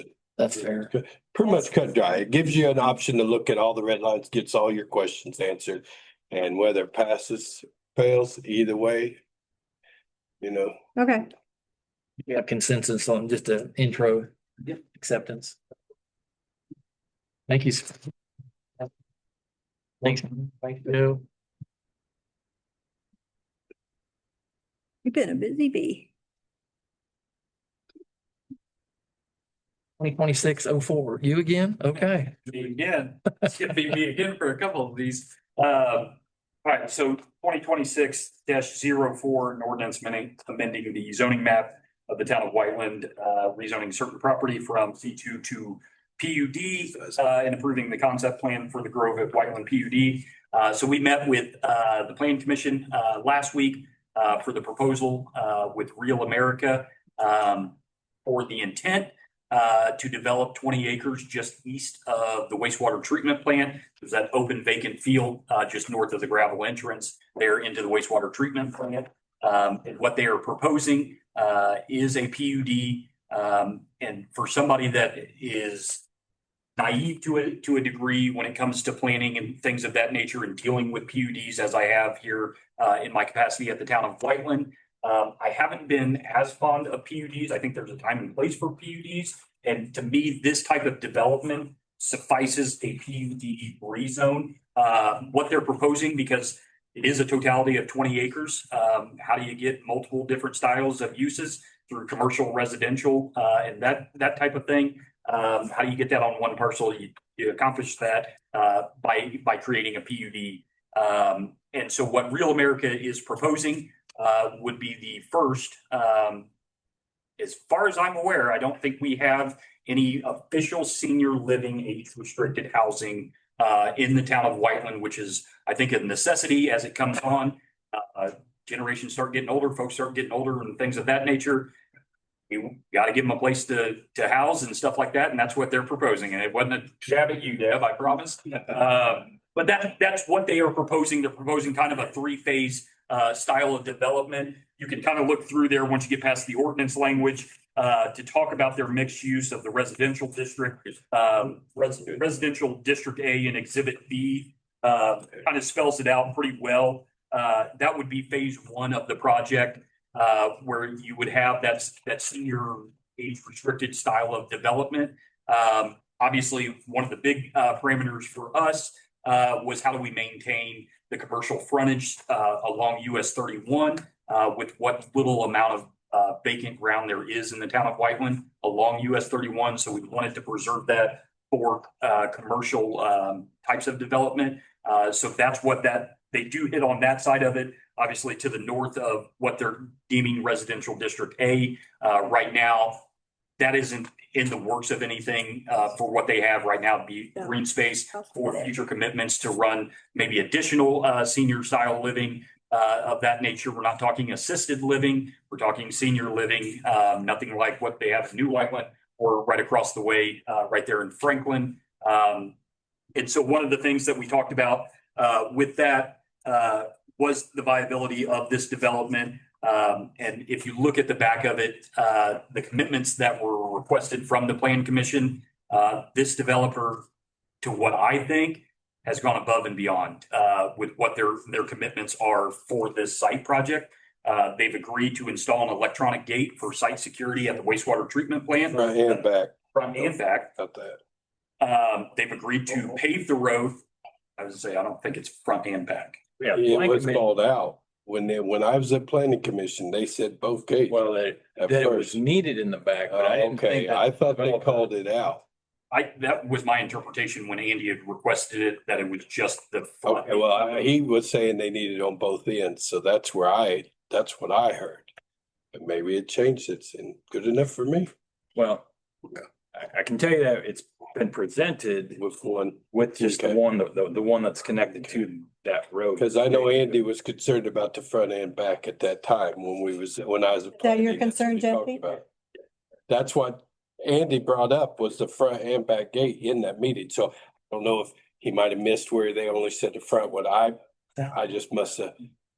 As far as I remember from the plan commission Yeah. and the commitments, I think Gary I'm not sure. potentially had said it, and I don't think Gary, An hour. based off the commitments, didn't include the language for the westerly portion, the westerly entrance I think from Briar Creek. He made the motion. just what's going on. And I just thought I heard that when Andy brought it up. So. Can you get to from Briar Creek to the sewer plant? You can get to it? Mhm. Wow. If I could add to that, so one of the concerns was partially both of you are correct, so the ask was for the front gate to be electrified and have a self-opening and closing to make sure that we eliminate that hazard. The back gate, in relation to that, the concern was that we didn't have the developer do it back then, so we didn't want to create the same issue on the front, on the east gate. That was what the discussion was, but for this ask here, it would only be for the east gate, unfortunately, because it ties into where the development's gonna go in. Okay. And that's fine. I just know I thought that's what he said was the front and back because he mentioned it in the meeting. But if I can go through it, just to give you an idea of the things that the developer committed to based off of the plan commission recommendation, that gravel road that leads to the wastewater treatment plant off of US 31 would be put in as a local non-residential road. That's a 34-foot wide road, which when they came for the development side, we would ask for 50 foot of right of way. The gas company has thrown a hitch in it. The gas company, when we talked about it in the plan commission, a representative with the gas company that sits on our plan commission thought that the main transmission line that runs east to west along that parcel, he thought it was on the south side of the gravel road. He called me the next day and he was like, I've got some bad news for you, that line is on the north side of the gravel road. It's not as critical, I don't think, because I think that obviously there's things that, and I talked to Mike this afternoon. He's like, obviously, if we have to shift the road one way or other to stay out of the gas side of things, we have engineers on staff that we can get that rectified, whatever, but they would still be held to that requirement to make that road off of the typical construction guidelines from the town of Whiteland to be a local non-residential road. Again, that's 34 feet from back of curb to back of curb, which would allow the equipment that comes to Jesse's wastewater treatment plant. It would bulk up that road enough to withstand that type of traffic. And then obviously passenger vehicles for their site development, stuff like that. That was a request that I had made in talks with both Armando and Jesse as well with their respective departments. And that was something that they agreed to. They also have agreed to the 8-foot asphalt path, but I can't remember if they made a modification to that because at one point there was a point of contention that when a developer of the commercial side came to develop, they would put that path in on US 31 on the west side right there. But the frontage of it and the idea of that is to mirror what the city of Franklin is doing along US 31 with their 8-foot asphalt paths. So we know it's coming and they're right there. Might as well start making developers that are along US 31 have that uniformity between us and Franklin, and it flows very well. And then obviously it allows, walking trails and stuff like that within the site itself. Yes, let me clarify what you're getting at there. The timing was the issue, not the width, that sort of thing. And what the commitments, actually the additional requirements on the last page 11, says that an 8-foot asphalt path shall be installed along the frontage of US 31 throughout the length of the property, which shall be installed no later than when site development construction work within the commercial district is started. That's what I remember. Yeah. They didn't want to do it until it got started because they didn't want to sit out there and, wait. Right. Yeah. Start deteriorating. You don't want to tear it up. Right. While you're building, but then again, you don't want it to sit for 20 years Right. with a cap and But they said. so. And that was the conversation I had with Mike today. They've already started working with a commercial broker to start, I guess, recruiting folks and talking with folks to start to get that ball rolling, depending on if you guys confirm this rezoning today. They've already started that conversation with that broker to potentially bring some of these amenities within that commercial district as well. So hopefully the hope would be that there wouldn't be a massive delay in when that commercial development would happen. But moving past that, they've agreed. I'm sorry, excuse me. Yeah. I'm lost on where this is going. So can you Right. give me, is it south of Halco? Yeah. South of Redwood, south of Halco, just east of the wastewater treatment plant. There's a 20-acre ag field right now. Okay. In crops, right there, right before you see that big sign of welcome to the city of Franklin, just right. north of that. Okay. Right there on the west side of US. Street. West Street. They've also agreed to put A-cell, D-cell lanes on US 31, which I think is obviously they'll go through the requirements of the NDOT and stuff like that, but that was a big ask as well to make that improvement on US 31 to help mitigate any kind of traffic so you don't turn off like what we currently do right now. There's a shoulder, it's not a dedicated turn. Right in, right out. Would it be right in, right out? No. No. Although that'll be subject to the state. Yeah. Yeah, I was just saying, if we don't have the requirement, the NDOT, but that's not what they're proposing, is a right in, right out. Yeah, capacity. And I don't know, based off of what the drawings are with NDOT and what that looks like within their jurisdiction, what they're planning to do with US 31 in that generalized area. So it may not matter if it's right in or right out, because you may only be able to go southbound US 31 from entering into this development. Because they may start taking medians and stuff like that out. You may not be able to cross, because that was kind of the intent where that existing gravel drive is into the wastewater treatment plant. If you look 20 to 40 feet south of that. It's all offset. Exactly. And it was so that they could match into that median so that they could go northbound US 31. Because technically right now you can't coming out of that entrance. And again, that's all relegated to NDOT's jurisdiction. NDOT will tell you what they allow, what they won't allow, if they'll allow a second curb cut, because that was one of our point of contentions, is having two access into the site and seeing whether or not NDOT would agree to that second entry off of US 31 or a second curb cut. And kind of rules that roost. Absolutely. Excuse me. One of the other asks that we had asked for was all SAFs are sewer availability fees. So when you come in and build, right, you're issued one EDU on one residential property. What we had requested after talking with Jesse, we would like those fees to be paid up front. So when we know that we have 50 homes that are going in this site, I know that I have 50 EDUs. I want the totality of the 50 EDUs to be paid at the time that you pull the first permit. So that way Jesse gets all of his money and we don't sit and wait for the development. As the development occurs, that's when we start collecting on those dollars. We had asked for them to submit those at the first time that they pulled one of the building permits, and which they agreed to, which would help Jesse out to get some dollars for it before the project is completed. And we're not sitting around waiting. If the project takes 2.5 years for completion, that's 2.5 years that he's going to have to wait to get all of his money with it. We've also asked, obviously, with the Veritas Group talking about the sewer plant and stuff like that. So there is a commitment there that they would work with the town of Whiteland, sewer superintendent, the building commissioner, and the town manager to determine a restrictive donation amount for the proposed offsite wastewater improvements in the town of Whiteland.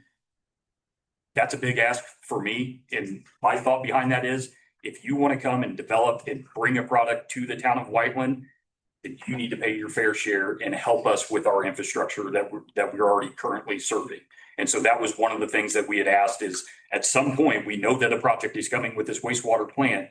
We would ask that the developer send us some type of contribution to help with our project. And then obviously we'll work, like it says in there, with the sewer superintendent, the building commissioner, and the town manager to determine what that amount looks like. Obviously, we're not going to go to them and say, hey, we need $20 million, right? That's not the intent of it. But if there's something that can service in and around the area, one of the things that we've talked about is one of the sewer mains runs along the creek, what that looks like from an upgrade size, what that contribution looks like, what seems fair and reasonable based off of what you would utilize as a usage for your development. And so that would be kind of what that conversation would look like. Where can we have some of those upgrades at for the wastewater side of things? Hey, Billy, while you're on the wastewater, so we have capacity for something like this at our development. at present day? Currently. We do. Currently. That's what I'm asking. When is this project supposed to start? If, So there, what would happen is most likely, first quarter of next year would be when it would start. They would start the project, in the first quarter, spring of 27. And I know we had water that crossed 31 and there was hiccups with Ritters. We have water on that side. Are they gonna help us get water to that side?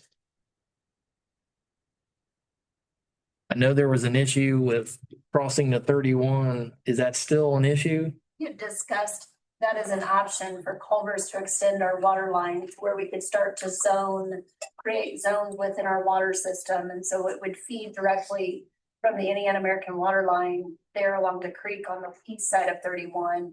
And then feed that tower directly, because right now that tower is fed from the high school, the St. Charles Tower, comes down and then crosses like at Whiteland Road. Right? So is that something that Yeah. you would socialize also to help us with our infrastructure along with getting creative on the wastewater? And while you're at it, you might as well do a secondary gate, electronic gate. I mean, is that reasonable ask at this point? Developers are here. I would say, I don't want to speak for the developers and make them committed to something from my standpoint. As far as I'm concerned, is it a reasonable ask if council's asking me? Absolutely, right? I mean, but I'm not speaking on behalf, and I don't want to put them in a position to sit there and commit to something. Like I said, if we look at the 8 commitments that we have in place right now, I think that they've committed quite a bit as it sits right now, with this development, as what I've seen in previous developments that have been approved. To me, they've gone above and beyond to try and entice this to where they want to be a good steward. They want to be a good partner with the town of Whiteland. And what we've asked them to do, like I said, the developer got put on the spot from the plan commission, with, Mr. Marker, and he basically flat out came out and said, well, would you be open to an electronic gate? And he agreed to it without, I mean, obviously I never talked to him about it. I didn't request that kind of thing or any of that stuff, but obviously they want to be a good partner. They want to be a good neighbor. And so he was fine with that. Without hesitation. He didn't even bat Didn't an eye. even bat him. And so vote for plan commission. favorable. 7-0. 7-0. Yeah, 7-0. I got a question for you. These private roads, or are they town roads? We had that discussion. Part of me, I think it gets into a little bit of a hairy situation if we keep it private with the access to the wastewater treatment plant. If we would have to have either a recorded easement that allows us to access it. That's my only hiccup with keeping it private. I mean, I get the idea of keeping it private. We don't take care of the maintenance of it. We don't plow it. We don't utilize our resources with it. Are you asking about the internal roads or? I'm option to the internal roads. I know ours is going to be, Within the, ours is going to be ours regardless. I'm asking about the internal roads inside this subdivision. A private road. That's my concern. is Briar Creek private? No, No, okay. No, Redwood is. Redwood's the Redwood only is. thing private. That's Redwood. It That's is. their thing is they keep their stuff private. They got That's vaults the in only them. development that I know of that. So I didn't know what these roads were. I didn't see Okay. it in there. So you're saying they're town roads? Yeah. Okay. That would be my thought. And what I briefly talked about with Mike, that they wouldn't remain private roads. They would become dedicated to the town. Okay. Okay, that's all. I did see it in the report. That's why I asked. They'll be driving. Yeah, I mean, And then I guess the last one to hit on, I did ask that they would include the following uses would not be permitted in the commercial district. Motor vehicle sales and service, motor vehicle service, including without limitation, any body shop, motor vehicle wash, or motor vehicle detail shops and self-storage facilities. Thank you. I think we've got enough Enough of those. body shops, car casket. lots, that kind of stuff on US 81. I think we've had our fill up. And then one thing also to keep in mind is based off of what their text is within the PUD, If there's something in the text itself that it does not call out, it does revert to an underlining overlay district. So in the residential side, it would revert back to our current R3 standards. In the commercial side, it would call back to the C2 commercial standards. So if it's not talked about in there, then we would still pull the requirements that we currently have in our zoning code for R3 for residential, C2 for the commercial district as well. So I certainly appreciate all the work you've done getting to this point, and appreciate the planning commission's efforts and work on this. As a planner by trade, I am not comfortable passing this tonight because I haven't had the chance to really dig in and review it. I'm not saying I'm against it. I'm not saying it's bad or good, or I got a chance to dig into this. I got here about 5:30, 5:40 tonight. And that's the first time I really saw it.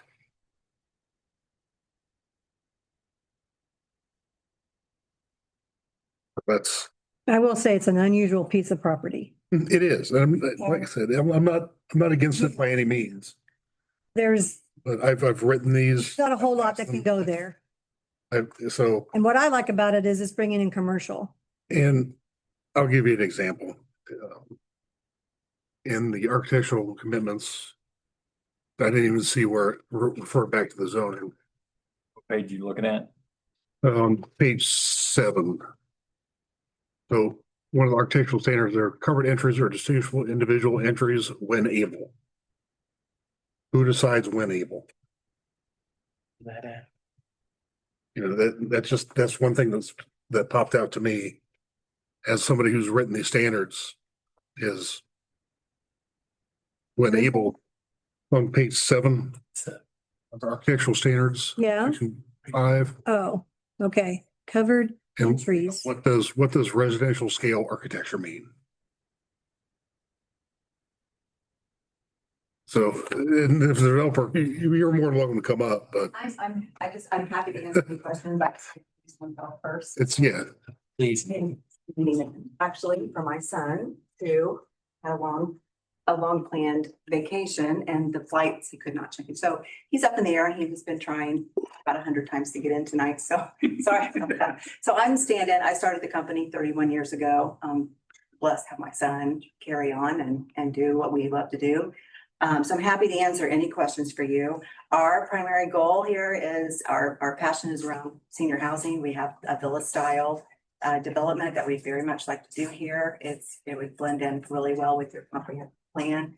And this opportunity, and we are looking at it as an opportunity for the 20 acres, is not something we were able to pick just the part for the senior housing piece. So we're looking at it as an opportunity to help, integrate these two uses, commercial and residential, to come together and create a nice part of the community that fits your comprehensive plan. I'm happy to answer any questions about styles and one of the things that we would absolutely do is work with your requirements. And I think that was already discussed at the plan on the planning side. Yeah. And some of the things that we talked about, I know, or Michael talked about at the planning side, is with the path. I mean, we love the idea of the path along 31.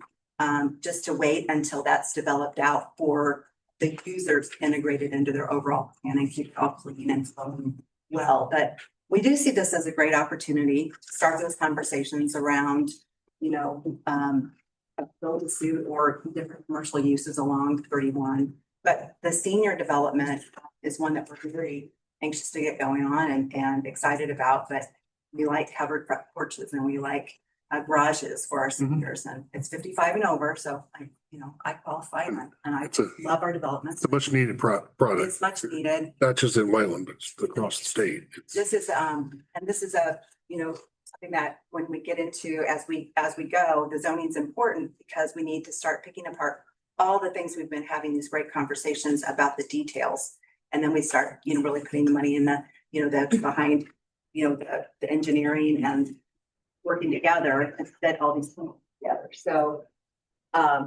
that's why we're here, is the zoning piece of the concept of bringing this together, these uses together, we'd really like to get started and get going And, to move this forward. So and I certainly understand the concept and understand the plan development.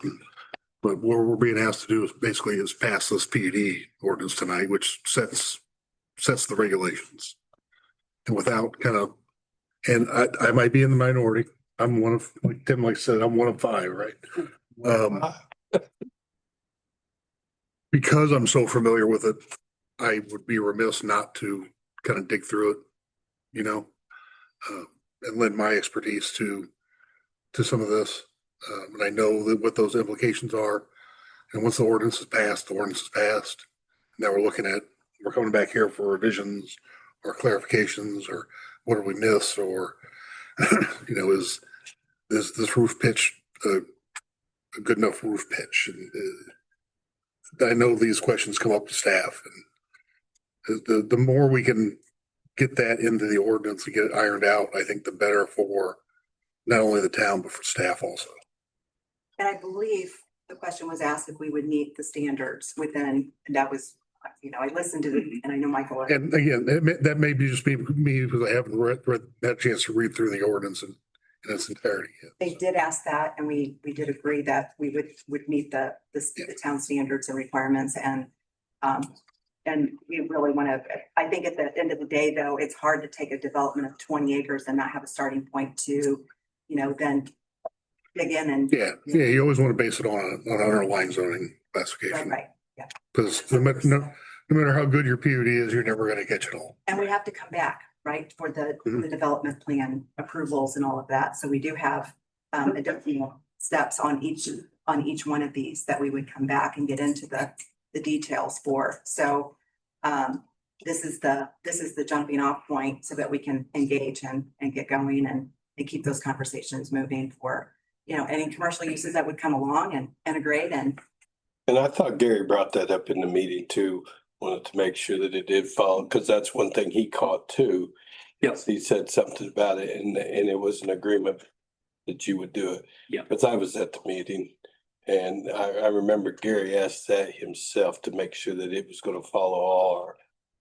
Yeah, and like I said, under section 13 of the general provisions is B talks about just that of the underlining side of things, that it would revert back if it's not spelled out in this piece of document, reverts back to our R3 zoning in the residential, C2 Right. in the commercial side. So they do touch on that as well.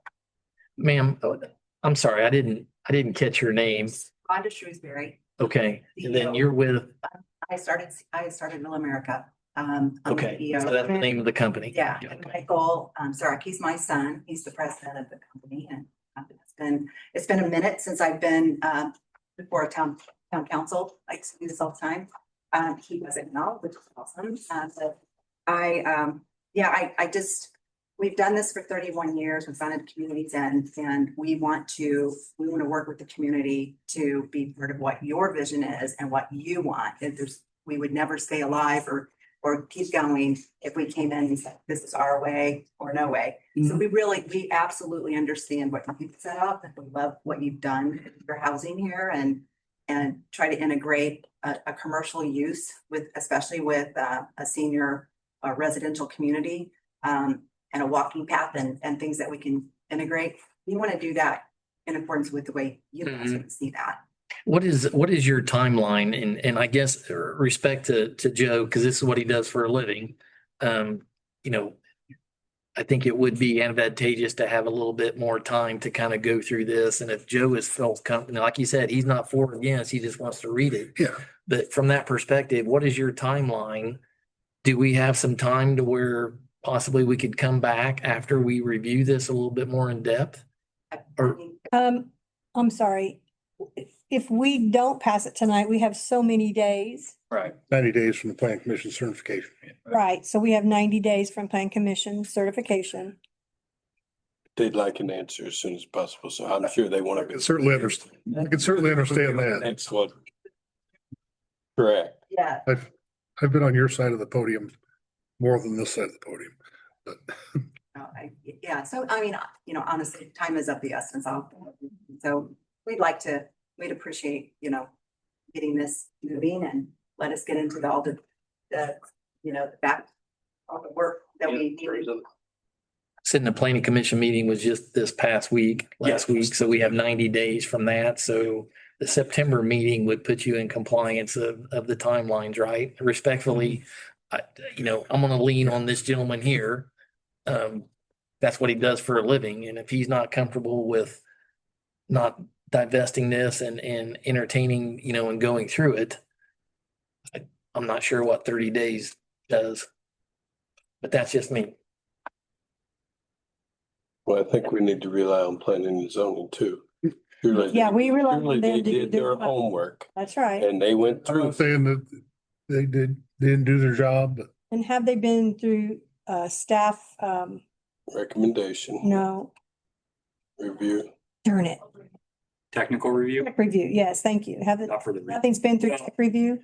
We put them through technical review, but at that point, right, the intent in what they were asking was just a rezoning petition. So we didn't get in the throes of yeah. what's your architectural standards, all of that stuff didn't necessarily come into play. It was more so, Is that a tech review thing though, not us? yeah, Okay. Yeah. So that's my so thing. it did go through. Have groups that we rely on to do their job. Well, and what I'm saying is you wouldn't pass the golf cart orders without reading it. But the golf cart ordinance didn't go through other, If you want to pass without reading it, that's fine. I won't vote for it. That's just where I'm at. I think out of respect, I mean, if we all Like I think. said, I'm not gonna be upset one way or another. That's just I This is just where I'm at. A lot, Joe, just get used to it. what do you think, Brad? anything up here gets me that upset that I'm in the wrong spot. And I agree. I feel we do have planning and zoning do this, and I understand this is important, and I understand. I did go to planning and zoning and I did listen to all the concerns, so I've got a little bit of, Yeah. a little different outtake on it because I know that was a big concern of Gary's is what your concern is. And Gary called that out there, and I do know that they agreed to take care of it. But like I said, I'm one person and I was there. I do believe that if you are concerned about it and if it's not going to kill the project, then I mean, I hate to push it out for them because I understand this, but I would take a lead on it and say, because I think we all should be agreeable on it. I mean, we are doing what's best for the town. And so it's either that or we vote on it and what happens, happens. So. I do want to say, really, to the point of, I really do think we've stepped up to be Mhm. partners in this, and I hope. You too. I hope that's recognized. I agree with the gate on that, when I drove back and all of that, but I do think that we have stepped up and that's just who we are. So I just want to, thank you for, And don't get me wrong, I'm not saying that I don't think you've stepped up enough or anything like that. It's just a Brad? personal level of comfort for myself. That's. What do you think? I mean, I think it's unfortunate because I'd love to just hear Joe be like, oh yeah, this is done. I feel comfortable that this has been evaluated by the town, the appropriate departments, and I can appreciate them wanting to move forward, and it seems appropriate to me. And so I'm not trying to push the issue either way because I can appreciate what you're saying as well too. I wish I'd already seen it go. I wouldn't I have no opposition to it. Okay. I would add a couple of things. First, Joe, I fully appreciate what you're saying. If I were in your shoes, I'd be saying the same thing. And obviously, I'm not a member of the Plan Commission that gets to vote, and really have limited input other than as to the legal things. If I were, to have more substantive comment, would I have maybe tightened up some language to give the town some better protections and so forth? Probably. Like you pointed out, there are some ambiguous provisions that may make it a little more difficult for the town to, enforce certain things. That said, as your town attorney, I did my best to protect against those things. Yes. And in particular, and this goes to the Plan Commission's concern, we wanted to make sure that this project followed all of the normal specified requirements of our zoning and subdivision control ordinance. But implied with that is unless it's expressly authorized to be deviated from. And so we modified some language, and in particular, in the last page, there's more of a general statement. Started at the right place. Approval of the Grove at Whiteland mixed use PUD is intended to authorize development consistent with the uses and standards established herein.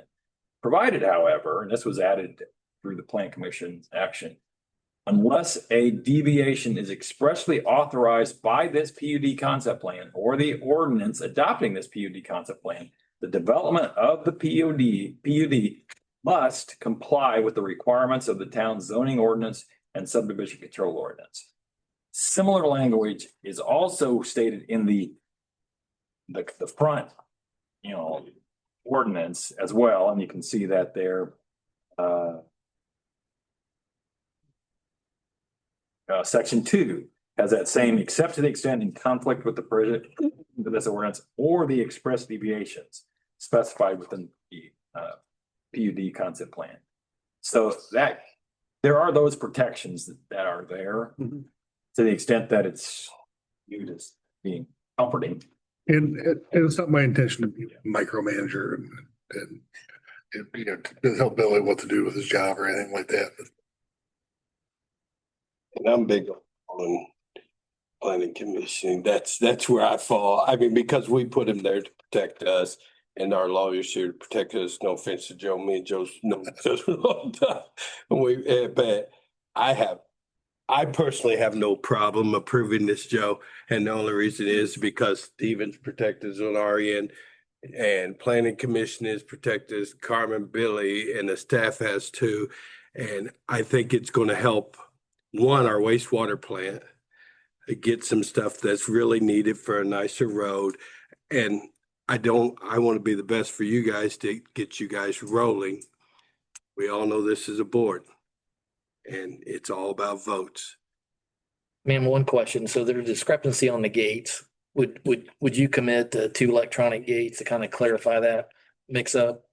Well, I did listen to the recording to make sure that I understood. Michael and I talked about it. And so, in development, when there's a point of the tipping, Correct. And so the road, the road standard, we've got the easements that are eating up some property. We've got floodplains. So it's 20 acres. That's a great piece of land. Don't get me wrong, wonderful location.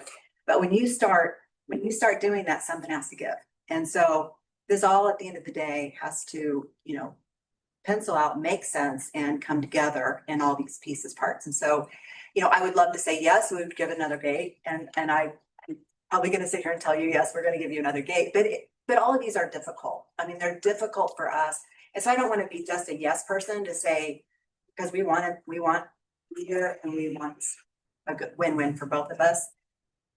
I would like to push back on that because the gate, I went back and looked at it. We've put gates in before and I think it's a good idea. I'm just doing math. We are on 31 and we are at the mercy of what we're allowed to do or not do. And so we still have some of those things out there that we wrestle to the ground. So I would respectfully ask not to. I can appreciate that. But we want to be here. And so I would be a reluctant yes, only because I know how these things start really kind of hitting us. So I would respectfully ask not to do that. And definitely we've agreed to the front line. That's fair. Doesn't hurt to ask. Only ask. Well, I'm going to make a motion that we approve the PUD tonight. Since we're at that point, there are 2 clarifications. I wanted to see if this was even gonna, happen in terms of motion. There are 2 clarifications that are essentially of a legal nature, and I would recommend that in here, I'll just hand them out to you. They were actually pretty simple. They don't affect anything other than kind of on a legal level. Yeah, there are just two things that I find that I have given that line to, as well. You mean Yes, blue they're okay with it. Blue lines. Yeah, line? the blue line is what's been added. to And that. she's seen this and she's okay with it? Yes, and just to explain, in the first paragraph of page 11, which is the second page of the handed, it makes reference to the property is currently subject to commitments concerning the use and development of real estate recorded March 30th of 2006. And it gives the appearance that those commitments from 2006 would continue to apply. And I looked at those commitments and I talked with Billy, and it's one, it doesn't really make sense for them to apply. And Billy does not believe it's intended to apply. I don't believe the petitioner intends that they apply. And by their terms, the terms of 2006 commitments, once the property is rezoned to another district, it's currently zoned as a C2. Once it's rezoned, it, by its terms, automatically terminates. And I did not want to have any question or conflict as to whether or not those 2006 commitments applied going forward. So in the body of the ordinance, section 5, I make it clear property is subject to commitments concerning the use of which will terminate by its terms upon the adoption of this ordinance, rezoning the property to the Grove at Whiteland District. And the commitments will be of no further force or effect without any further action after the adoption of this ordinance. So I would recommend that that be included in the ordinance that's finally passed if you choose to do that. And then lastly, on page 11, you can see that I struck the word commitments and changed that to requirements. All of these were things that staff or the plan commission requested to be included as requirements. They were termed commitments, but under the planning and zoning statute, commitments has a defined term, and it technically refers to commitments or that are recorded, written and recorded. And there's also a laundry list of commitments has to follow. I didn't want to open the door for somebody to make an argument that since these weren't recorded, then it didn't apply. So that's why I changed the wording to requirements. Requirements, yeah. So that said, Debbie, you can now proceed. Now, I'll make a motion to approve the PUD ordinance 2026-04 with the Two revisions. two revisions that have been added to the ordinance. Well, second. And just to be clear, from a legal perspective, since this is a zoning ordinance, it is not subject to the 2-meeting rule. Right. And so, but it's not, doesn't require you to only adopt it in one vote. But, so Debbie, that said, is it your intention that this be the final adoption, final vote? Yes. Okay. You had some mouthful. And the second, agreed? I agree. Okay, You said, thank you. So be it. Quick roll call, please. Tim Brown, yes. Brad Godecker, Yes. Deborah Hendrickson, Yes. Joe Secos, No. Richard Hill. Yes. Pass 4-1.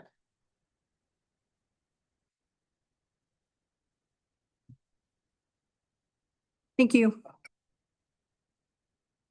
Put me at all. Understand? It's all good. Good. Hey, we're all married. We know what no means. Thank you, ma'am. Yeah, That's just when we've been there before. All I want to know I is think it's a good range. first from there. I think that's what's happening. It'd be a golf cart, 6-seater. Let's get. Golf cart. Waiver and design review standards. Thought we spent. All righty. Me again, I am here to introduce, as you all act as the Board of Public Works, for a waiver from the design standards for 410 Parkway Street. It's in the Maple Crest subdivision. The homeowner, Chris, I apologize if it's not pronounced Caesar, but I believe it is. Chris is here to state his case. We've ran into this issue multiple times, especially in the Maple Crest subdivision. We have a requirement in our construction guidelines and standards within the town right of way for driveway approaches, that the requirement is you have to lay 6 inches of concrete within the public right of way for drive aprons. Mr. Caesar here is requesting relief from that requirement to put it in asphalt.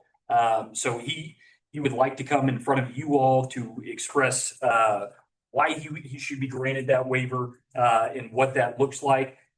He's provided some comments, and I'm more than happy to read them for you based off of what I've kind of created as a waiver from the design standards and specifications.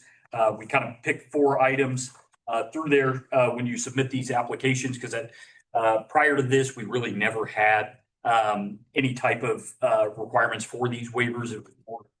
I don't know if it was administratively something that we approved before, but since you all act as a Board of Public Work, any deviation, I feel like that is a call that you guys need to make. I don't want to always be the bad guy when I have to say things, or the good guy. I would like to leave that responsibility up to the council. But with that, those 4 questions of the granting of the waiver will not be detrimental to the public safety, health, or welfare, or injurious to nearby properties. The conditions upon which the request for a waiver are based are unique to the property for which the waiver is sought and are not applicable generally to other properties because of the particular physical surroundings, shapes, or topographical conditions of this specific property involved. A particular hardship to the owner would result as distinguished from a mere inconvenience if this chapter is strictly adhered to. Explain what that hardship would be. Number 4 is the waiver will not in any manner contravene provisions of the zoning ordinance, comprehensive plan, or zone map as interpreted by the Plan Commission. Because Mr. Caesar has provided his responses. If you'd like me to read them, I'm more than happy, or I can have him present them as well. What is the What's the proposed? reason? So what he is proposing is to put asphalt within the 12.5 foot public right of way for the drive apron. We require you to put 6 inches of concrete within our public right of way. He's asking to be able to put asphalt in there. So our requirement is you have to put concrete within the drive aprons. He's asking for relief for that to put in asphalt. 6 inches of asphalt? Already asphalt, right? The driveway. Right. I know, right, and I understand that, but I think it's more the concern of cars turning around in our right of way and stuff. Are you gonna go back with the 6 inches of asphalt versus the? Whatever that. Before we get to, We see can that you state your resolution. name and address, please? Sorry about that. And your address, sir? 410 Parkway Street. Okay.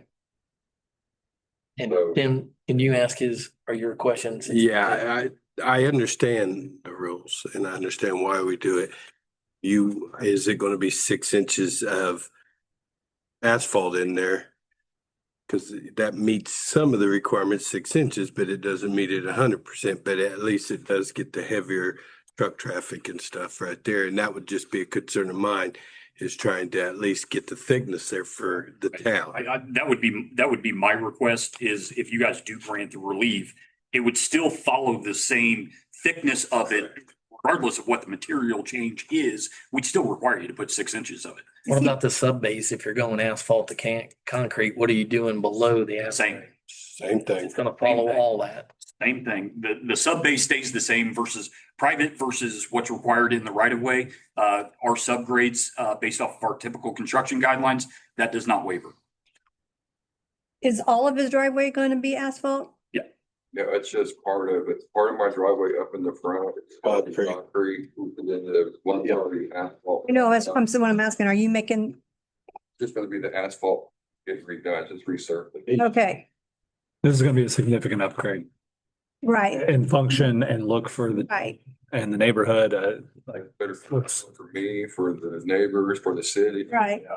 In our jurisdiction where I work, if we're redoing a road, we usually go try to put back what's there. If it's pavement, we put pavement. If it's concrete, we put concrete. You know, if it's gravel, then we just go ahead and put concrete in, but up to our right of way. So I get I'm more comfortable with it being the same depth, same tone depth and everything like that. So you're saying he would be okay if he was just doing his driveway up to the apron? Yeah, if he He's stayed, in asphalt. if he stayed outside of the right of way, he could go in and put his driveway in, 1.5 or 2 inches of asphalt within there. It's just that requirement of that 12.5 feet. We have that from, from the edge of the pavement of Parkway, 12.5 feet in, technically that is. Sidewalk. Yeah, since we don't have sidewalks, it's hard to visually see in Maple Crest, but that is whatever that public right of way is with the width of the road. That's how I've come to the determination that we have 12.5 foot. I've dealt with this multiple times in the Maple Crest subdivision. I've talked to, and I believe, are you potentially looking at utilizing Freegee paving? Yeah. And so I've talked to Mr. Freegee multiple times. And one of his hardships is, he's a local contractor. He's here in town right off of Front Street where he runs his business. He loses out on quite a bit of projects here in the town of Whiteland because of this requirement of the right of way. We've had a few of these projects. His next door neighbor to the north of him, she didn't want to go in front of you all. She had some things that she was dealing with personally and didn't really feel like doing it. And it was a hardship. This was somebody that had, other hardships put onto her, and she didn't really feel like adding on to the stress that she already has to come and request that from you guys. So she said, you know what? I'll just put it in concrete. That is what it is. Administratively, before I really got into the depths and throes of this, we had agreed and allowed other folks to go ahead and complete their driveways with that requirement. You'd still maintain the 6 inches of thickness, but it was done in asphalt. And that was administratively approved. We've done it in the past. Yep. Okay. And that's where my heartburn with it is, how do I look you in the face and say, 2 years ago, somebody said yes to this. Now I have to say no to you. That's where the hard thing for me is. Any new ordinances since then? No. So Your opinion that you're good with it. Yeah. Like I said, it'd be different if we had updated an ordinance. I wouldn't want to go against the updated ordinance, but we haven't updated any ordinances and it's been allowed. It's going to be a big improvement. Tim, you ready to make a motion? Hang on. So fast. The water issues we have in other subdivisions and so forth, are there any water or standing water at the end of that to where you need to put in a So you, pipe or something? I don't have no flooding issues in my front. My main concern, if you're worried about flooding issues in that area, is the back grass alley of the stormwater drains. When it rains a lot, it goes up to your toilets, up to your sinks, up to everything. That's just a statement from him to kind of talk about the drainage in the area and the generalized area. And it's so hodgepodge in Maple Crest because of all the provisions, whether that's man-made or, self-inflicted of, individual parcels coming in and filling in ditches. It's like every 3 lots, it may not conform to become up to a blockade. So as far as I can see, I don't think the drainage comes into play with this lot as particular as we've had in the Maple Crest subdivision, not certainly like we do in the northeast corner of it. So I think that it would still suffice and be fine with it. If you look at the grades of it, based off of, I hope the pictures come in color, you can kind of tell the way the ground is, and it's already silted in enough to where, if not, I mean, that's a project for us to come in and redefine the swale. And again, that would be ours. And that is kind of my intent behind this. If we do come up with a master project plan for Maple Crest, and we're requiring everybody, say we do come in and redefine swales throughout Maple Crest and start piping everybody's driveway from a material standpoint, in talking to most folks, going through asphalt and concrete. And that's some of the provisions when this was approved administratively before, was just that thought process. If we do come in with a project, do we want to go through asphalt, or do we want to deal with having to go through concrete all the way throughout here in such an older subdivision? And again, just to echo Brad's comments, from a curb appeal standpoint, it's certainly going to beef this up, make it look a lot nicer from a curb appeal aspect of it.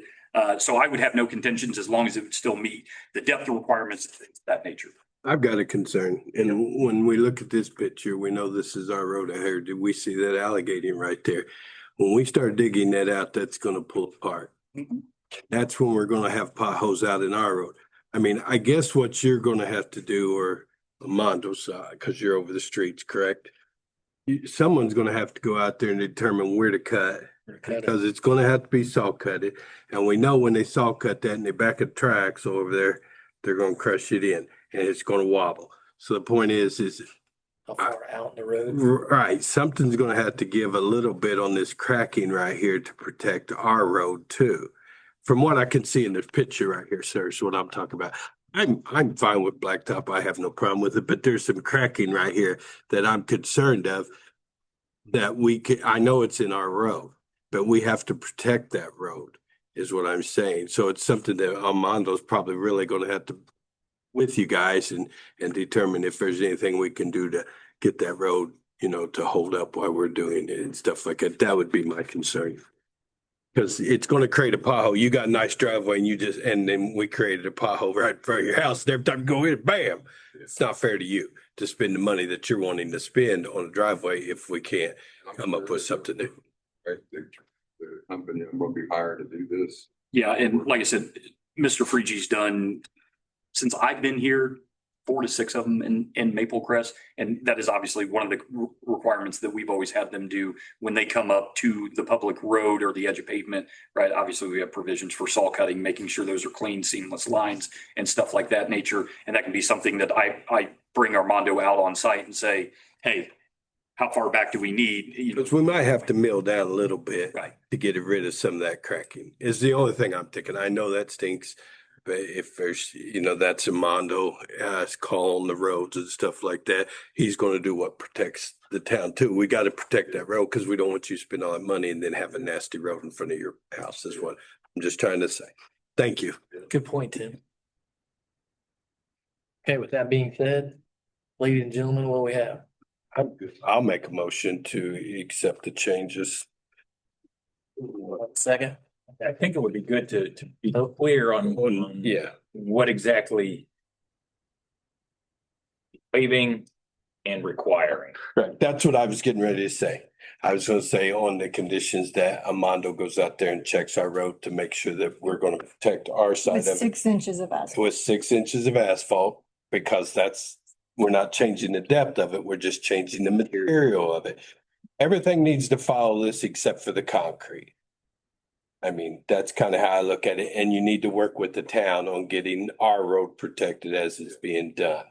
And I would feel more comfortable with that, with Armando being on site to verify that. I know that's not a real good legal term of it. It's just me. So. Is that good enough? Yep. Are you okay with that? Yes. Joe seconded.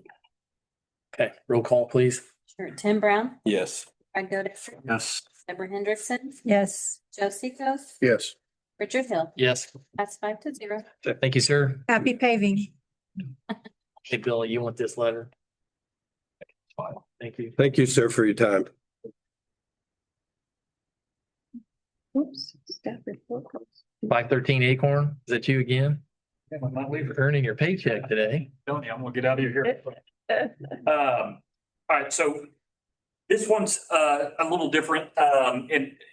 What I'm gonna ask for at the end is a little bit of guidance with more and more that I start seeing these type of requests. But I've kind of outlaid it similar to a staff report that I do for a BZA or a planning commission, something very similar to it. But what we're talking about is an encroachment into a 30-foot drainage and utility easement in the Oakville subdivision. Mr. Thomas, who is present here tonight, sitting in the gallery, is looking to put in an in-ground swimming pool in his lot. He's at 513 Acorn Drive. Just to give you an idea of some of the zoning reviews and stuff of that nature when we're talking about this lot. And when I pull out his proposal, so on his plot plan, he shows, obviously, here's the house, here's the pool that he's proposing as well. Right through here is the 30-foot drainage and utility easement right here. And so what he's asking for is the allowance of that encroachment in one of those pictures should look similar to this right here that I've kind of outlined. I've basically drawn that 30-foot easement with surrounding properties to kind of show you with people in the general area, because I don't show any documentation that any of these folks came to you all or the town council as the acting board of public works to ask for these types of encroachment. 2 houses west of Mr. Thomas's place, there's a pool that already exists in that area. I've got a deck, part of a house addition as well, that have all done that. And I think that the proper process for that is to come to you all as the Board of Public Works to ask for these type of encroachments within these drainage and utility easements. And one thing to point out is from an infrastructure standpoint, utilizing our IMGIS, there's nothing that is in conflict of what he's being proposed. I've thrown the zoning review in there because he has an existing shed in his property that is back here based off of his drawings in my conversation with Mr. Thomas yesterday.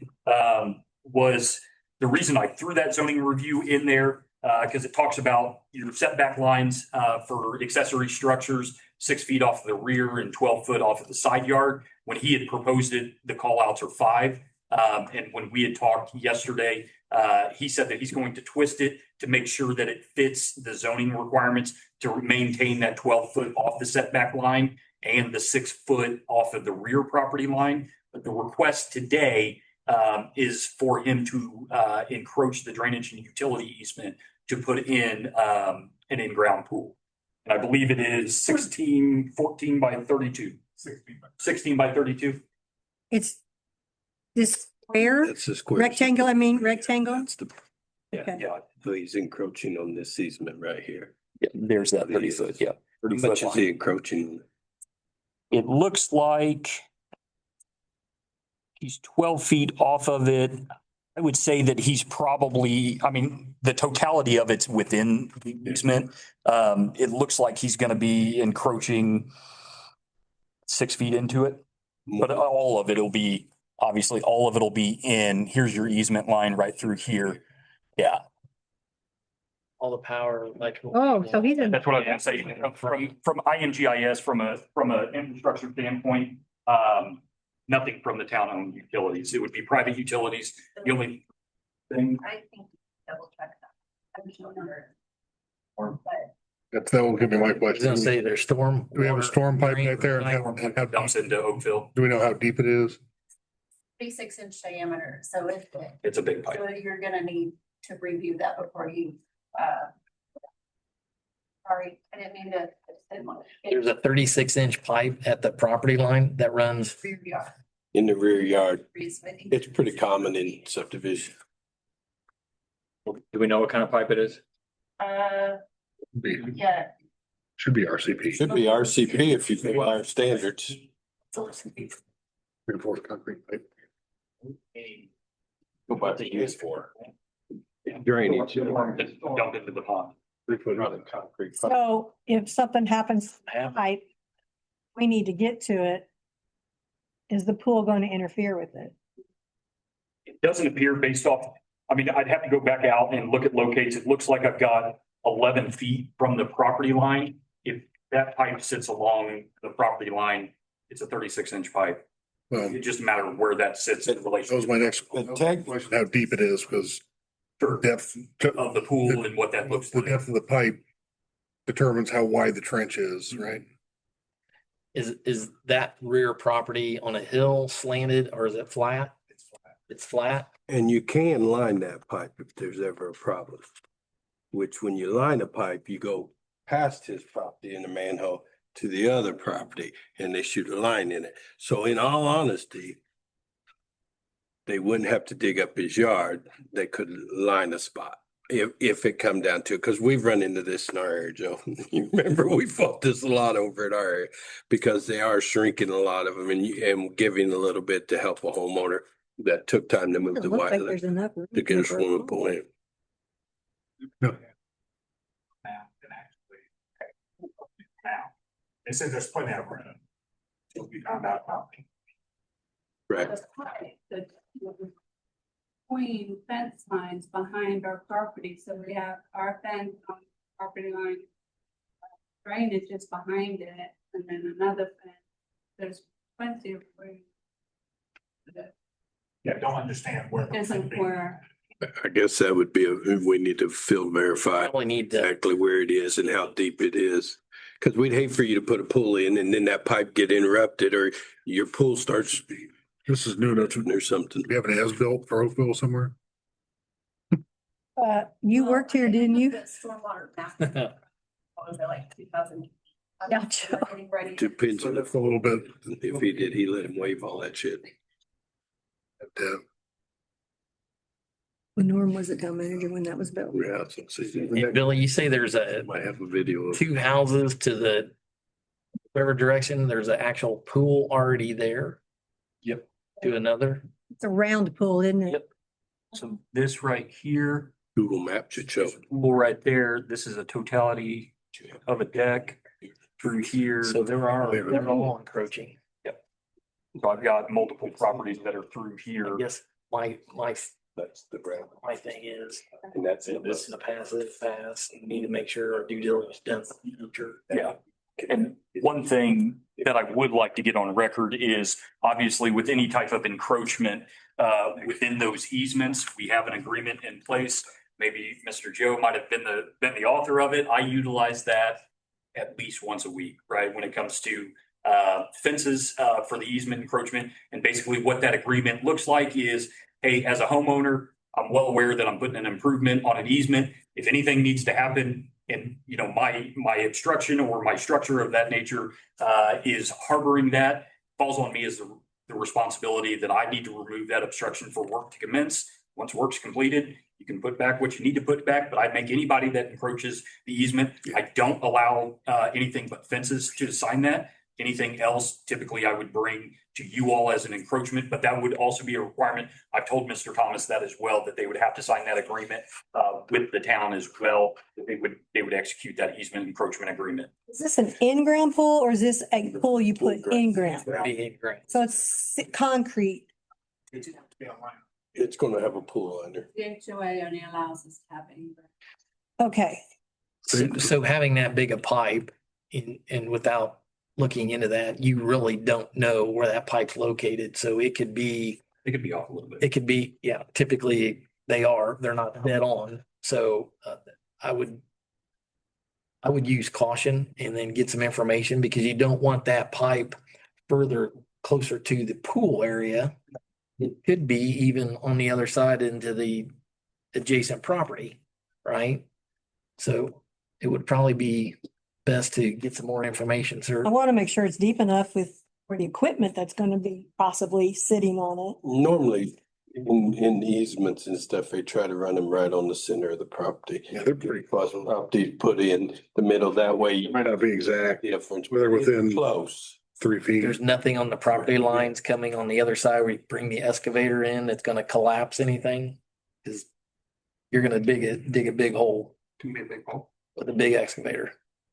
And then how are they gonna get the dirt out of the back of the property? Potentially. You're gonna take it out on the side. Okay. You have a fence from the yard, actually replacing all of that. So we're gonna have the fence taken down. They're gonna come in from the front. And they're gonna put down that way. That's how they normally do. Yeah, we're not going over. Okay. Now, do you monitor the sidewalk CNR area? I implemented that I won't do a final if the sidewalk's cracked. I pull, but that also takes me going out and looking at the sidewalk before they start, because it should be the pool company's responsibility to replace our sidewalk or curb. We won't do a final period on it if the concrete's cracked. If it's not fixed, we won't do it. Yep, and that is one of the provisions that we implore as well, based off the final. With our public improvements, I've had multiple pool contractors that have cracked off pieces of sidewalk. And what I've told them is if you guys want your final C of O, you fix the town's right of way and infrastructure, then we should be good to go. Typically, the other thing that I usually try to do is I try to make you bridge throughout our right of way, either lay down a stone bed of some sort to try and give as much protection when we're bringing these heavy weighted pieces of equipment, because theoretically where those access points are, the sidewalk is 4 inches thick. It's not made for vehicular type of traffic or equipment, construction equipment, so they're not bulked up in that manner. So that's why typically I try to make you put a little bit of stone throughout your pathway to try to ensure as much compliance and protection for the town's infrastructure. If you do still end up doing that and you still have cracks, because I can tell when you drive a skid steer or a backhoe or something of that nature, I can tell you the path that you're going through, so you can always see when that is happening in construction sites, so you know the areas that they're going. If there's any deviation or any type of damage to that, you're required to fix that in order for me to sign off on the finals of those. I agree. So with that being said, we probably need more information on where that pipe's at before. The only thing I'm with Richard, I would, just for the homeowner, I don't want them to put in a pool. It's gonna jeopardize them too. I don't have no problem with this. We've allowed it. To be honest, I don't. I just like verification where the pipe is for you. That way, one, it protects your guys' interest in your, your home, your pool and stuff like that.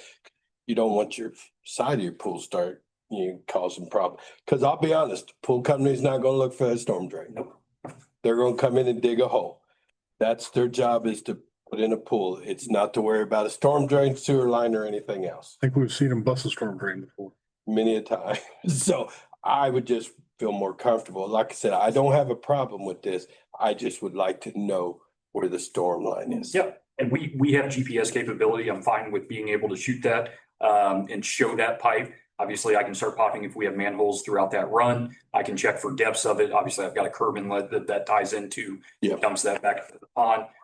And we can calc that, right? We can shoot a grade at the top of the casting, come back to the section and give a little bit of a profile to that, see what that is, and then start taking some random grade shots in Mr. Thomas's yard to kind of give you an idea, say, hey, this is kind of what we've got for coverage or a depth side of things in his side, and try to be able to overlay that over Google Earth to give you an idea. Okay, this is where the pipe's sitting right here in his yard, and being able to do that and show that to you and give you those depths. I have no problem doing that and bringing that back to you next month and with more information. Absolutely. Hypothetical. Knowing pool company schedules and how they. I know. Yeah.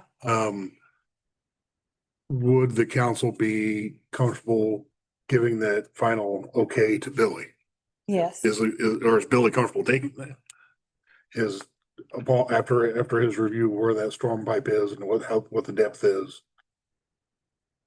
I'm agreeing of that.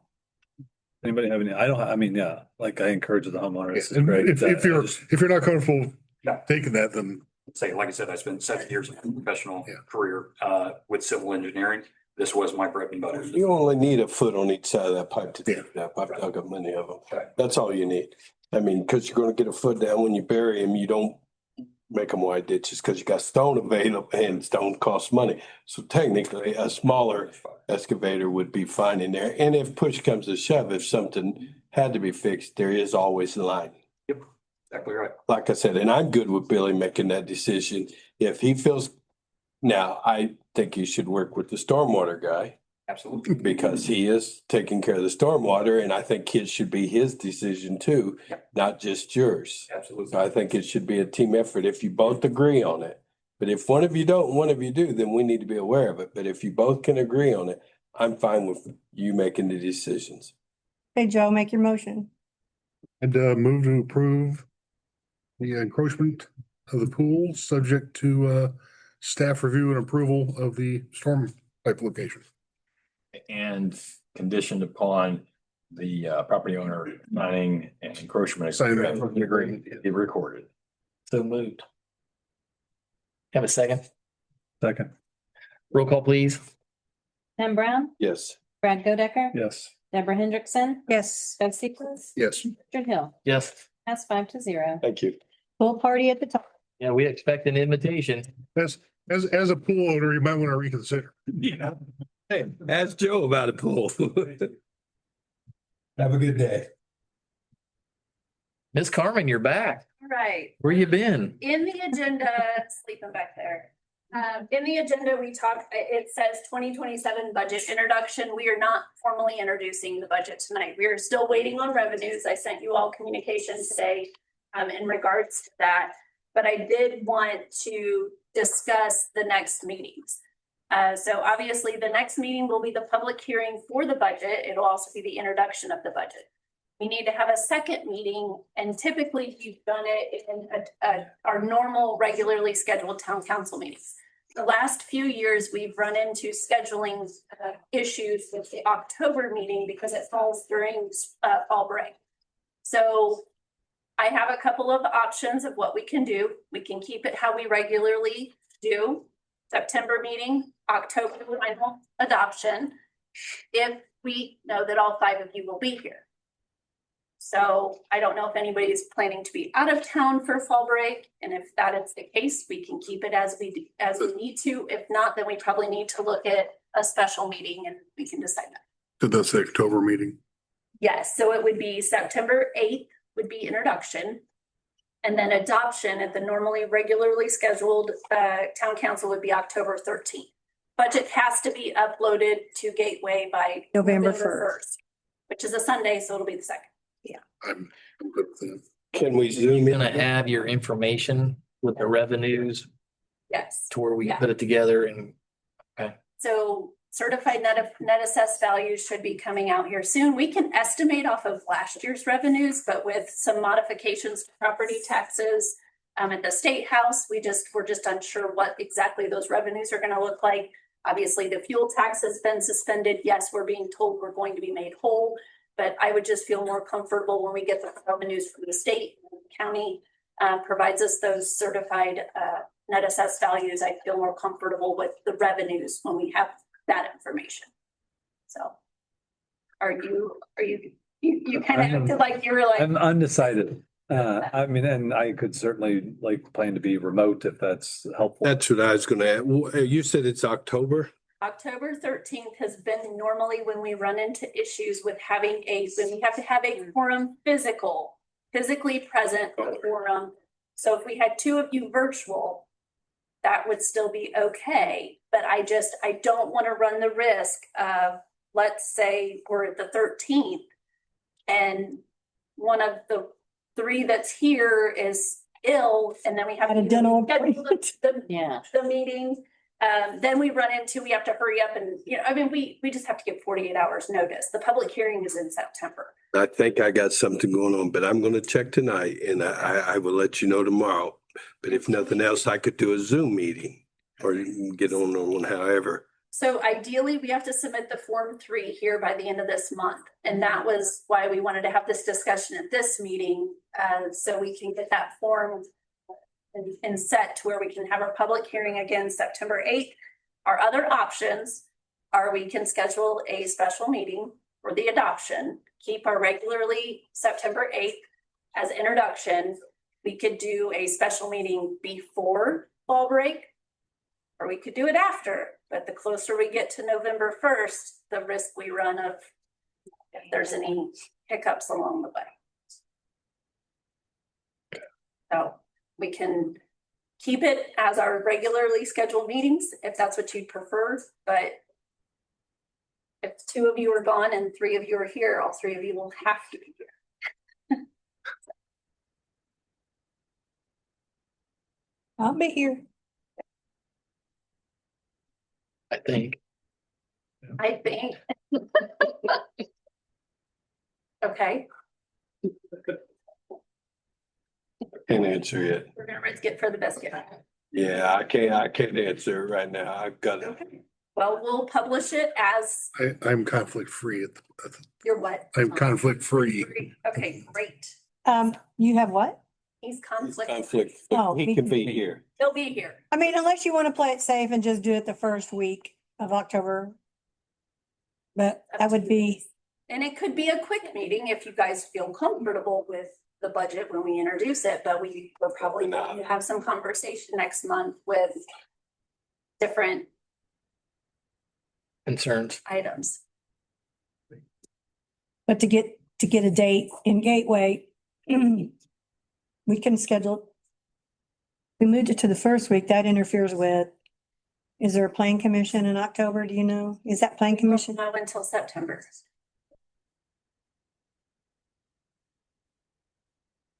How about we just tentatively for that, and then depending on when you get the data, we Okay, can always communicate, socialize this, and then figure out plan B if necessary. okay. I can get you an answer tomorrow if cause I think I'm going on vacation, but I can't remember the exact. You can leave on the 14th. Tell her that. You're not in charge of that.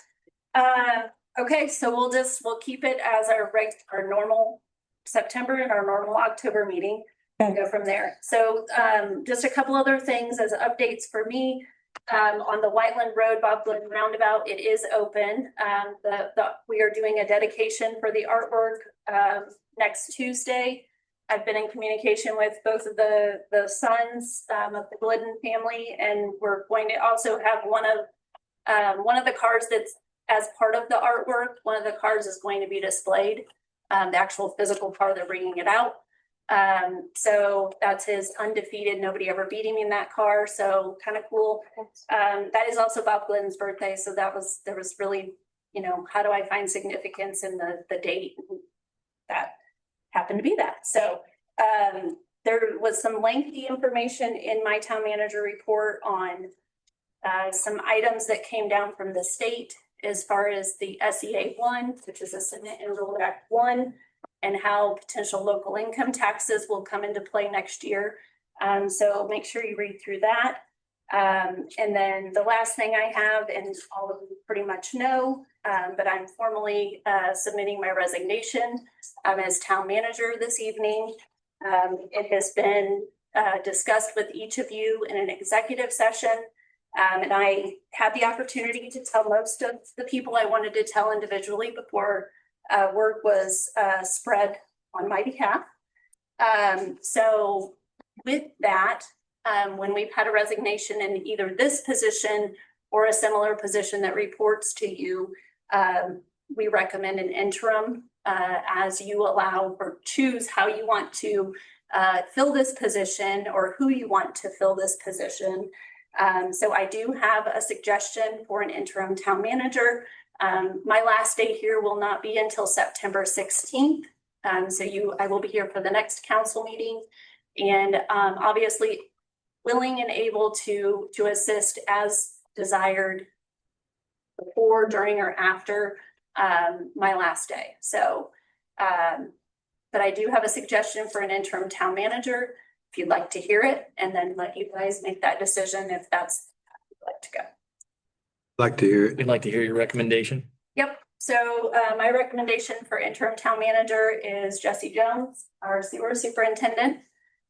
He has stepped up to the plate just here in the last year, attending the council meetings, as all of the superintendents have. But Jesse has demonstrated to me his professionalism and organization, and he has a lot of experience when it comes to the utilities. And I feel like he would bring a lot to the table and has the passion for municipal government. It's a tough job, but I think he would do a great job. So again, it could be an interim role. You all decide how you want to proceed with filling the position permanently. I like that. I think it's a good way to start. I'm always about promoting within anyway, but I think there is steps that he'll have to go through, interviews and stuff like that. But I think to get us by and Carmen leaves, I think it's a good way to go. Give Carmen time to Get him trained. And it's going to require staff to step up. I mean, it's going to require a lot when we lose someone. It does require everybody to tighten up the rope a little bit, and go from there. But I think it'd be a good ride, and wish you the best, Carmen. Thank you.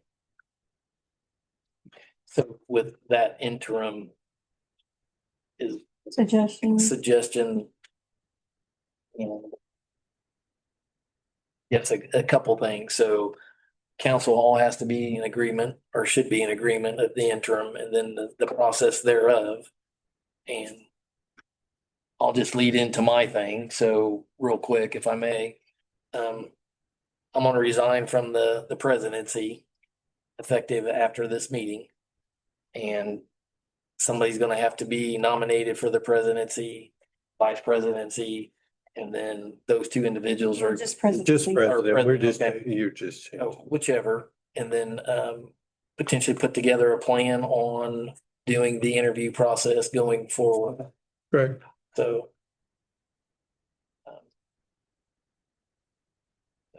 we'll go with that being said, we'll circle back around and we'll go to Mr. Polly for Police Department. Oh, that. Hello, everybody. I'm not sure if everybody was able to meet Kyle Perry here. He's our newest officer. He's already been through his pre-basic. He's been through a couple rifle course, a couple other things. We're happy to have him aboard. He also has his wife here. I don't know if she wants to come up or not. Autumn, right? Yeah. This is Autumn. We're super happy to have him here. He's been working with all the guys throughout the shifts and really like to get him going, anxious to get him going, and he's gonna do the academy starting in late September, August, right? Yeah, August 31st. 31st, he'll go to the academy and see if we can hash it out there and come back and start working for us. So we're just super happy to have him here. Welcome. Glad to have you here. Welcome. Well, Thank you. Nice to meet you both. Good luck in the academy. Yeah. We'll let these guys get out of here because I think the weather's coming in and they gotta drive home. I appreciate you so much you coming in and we're really. Thank you for coming in. Yeah, thank you. Thank you. Sorry for the delay. We're That's all right. long-winded tonight. It ain't me. Thank you so much. Yeah. Thrilled to have you. Thank you. Okay, I think everybody has the monthly report packet. I can go through some of the highlights. Obviously, you can read it in front of you. There are 13 arrests, 48 citations, 97 warnings, 215 traffic stops, 5 ordinances, and 10 ordinance violations forwarded to the board. Back, it says calls for service for the month of July have been up a little bit from 2025 to 2026. That's the highest number for the past 4 years we've seen for calls for service. The rest, 1 narcotic, 2 DUI, a hit and run, 9 traffic related arrests, offense arrests. How you get arrested for a traffic related? It'd be like driving offense or like no driver's license. Never had a driver's license. Not driving, I'm traveling. Okay, And then some of the other highlights other than Tyler Perry, I got down here that he was trained in rifle school as a plus to have already. Sergeant Doss had completed taser instructor school. Officers Wilcher and Baltall have completed evidence technician training, and we needed those for call outs and stuff that when we get collection of evidence and presenting it in court and stuff. And we're hoping to maybe go further with their training on that. We all did, the officers completed the emergency vehicle operation training. That was a really good course Tyler Croy set up for us. He's our instructor.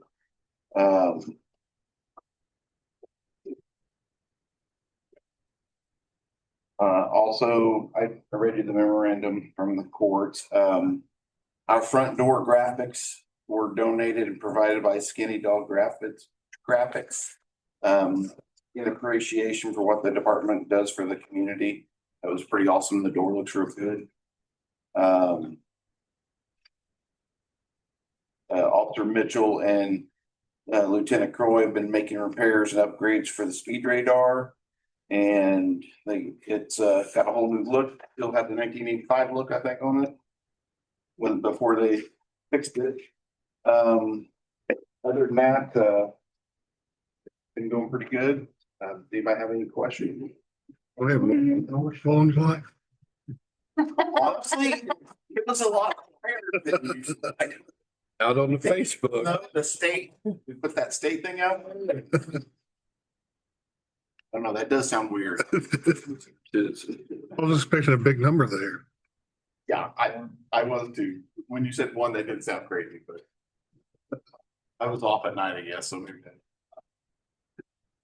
Any other questions you have for us?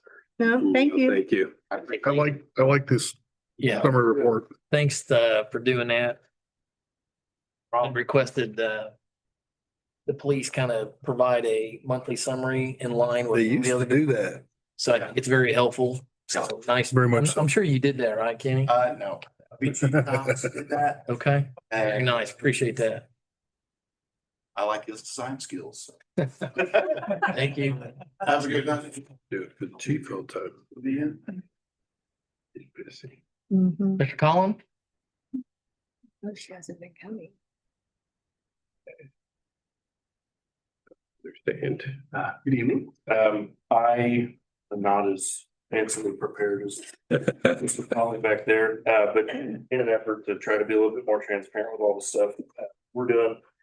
Really all I have for you this month is we did 127 calls for service. 11 of those were vehicle accidents, 29 of those were fire related, whether that be alarms, gas odors, lines down, things like that. 87 of those were EMS for a total for the year so far 717 runs, which is right on track with 2025. So I would anticipate that that'll continue to climb, will probably exceed last year's run. Things are a little bit slower during the summer because everybody's out of town doing vacation things. So, and I would be happy to provide those kinds of things for you going forward if you'd like to have those on a monthly basis. Absolutely. Make it a little better. You made Better it than- pretty. I would appreciate it, but Absolutely. It's something I could definitely work on and either myself or chief will bring it to you and we'll make sure you have it on a regular basis. The only really thing that we have for this month that myself, chief and Carmen have kind of been discussing is bringing up the discussion of the ladder again. Kind of a reintroduction to that. Our current ladder, as you know, you had approved last year for repair. We had allocated about $185,000 for it. It left in April of last year, and unfortunately, it is yet to return. Various reasons. A lot of it was there was a lot of time that got taken up on making sure that the aerial device was still functional. That took several months to accomplish that task because we had to crane the aerial device off of it, get the appropriate parts to fix it, put it back on to make sure it was good. We didn't want to spend any other money if the aerial device was no good. It came back that we were able to fix that part of it. They've dove into the rest of the truck, and unfortunately, every time we make progress, we hit another hiccup. They ended up having to rebuild the entire front end of the truck. They took it on a test drive a couple weeks ago, and the steering box, they just dumped all of its fluid everywhere. They're having to rebuild that. We've had to rebuild fab, all new valves, because you can't get valves for the truck anymore, so on and so forth. While I'm not asking to purchase a new one by any means at this very moment, I would like to see if the council would be at least willing to let us entertain the idea of going to a company to start looking at building one. With the understanding that even if we built one tomorrow, we're looking at a 2-year turnaround minimum. Most places are 3 and 4. We have found a manufacturer that can do it for us in 2 years, so we wouldn't see it until, and even if we did September of this year, we're not going to see it until September, October of 2028. Also with no financial obligation to pay for it until that, we'll pay for it to arrive. So it's on the capital improvement plan for 2027 that we've discussed with Carmen. So we've looked at stock units over the past, and what a stock unit is no different than what we did with our engine back in 2025. A truck that's already coming down the line, it's maybe a little bit cheaper because they're just building it as a generic build in hopes that someone will buy it. With ladders, because they are so few and far between, and with the way the market is, we have not been very successful in being able to keep one that fits our needs before somebody else buys it up off the lot. We had seen one last week and it was gone within 2 days because ladders are scarce. They don't make as many, especially not platforms. We currently have a rear mount platform. We would prefer to stay with a platform due to the commercial things that we have. We're also one of 2 platforms in the entire county. So it's a benefit to everybody if we also maintain that type of truck. So not saying that a stock unit is not possible. It could happen. They're very rare to stay available for purchase unless you hop on it pretty quickly. So all I'm really asking for this evening is permission to start looking at the possibility of building an apparatus from scratch. We would not exceed our bonding capacity that we have. We would work with Carmen or Jesse going forward, and with Stone Municipal Group to make sure that we stay within the parameters that we're given. We're estimating anywhere between 2.4 and 2.2 million is where we're going to be at. Our bonding capacity is 2.5 for us. So we'll definitely stay. I really don't want to exceed 2.4. I would love to be closer to the 2.2, but until I sit down with a company and do that, I can't tell you exactly what that's going to be. But we need to do that to be able to bring it back to you and go, here's what we've built. This suits our needs. Here's what it's going to cost, and then build a plan going forward on how to make that.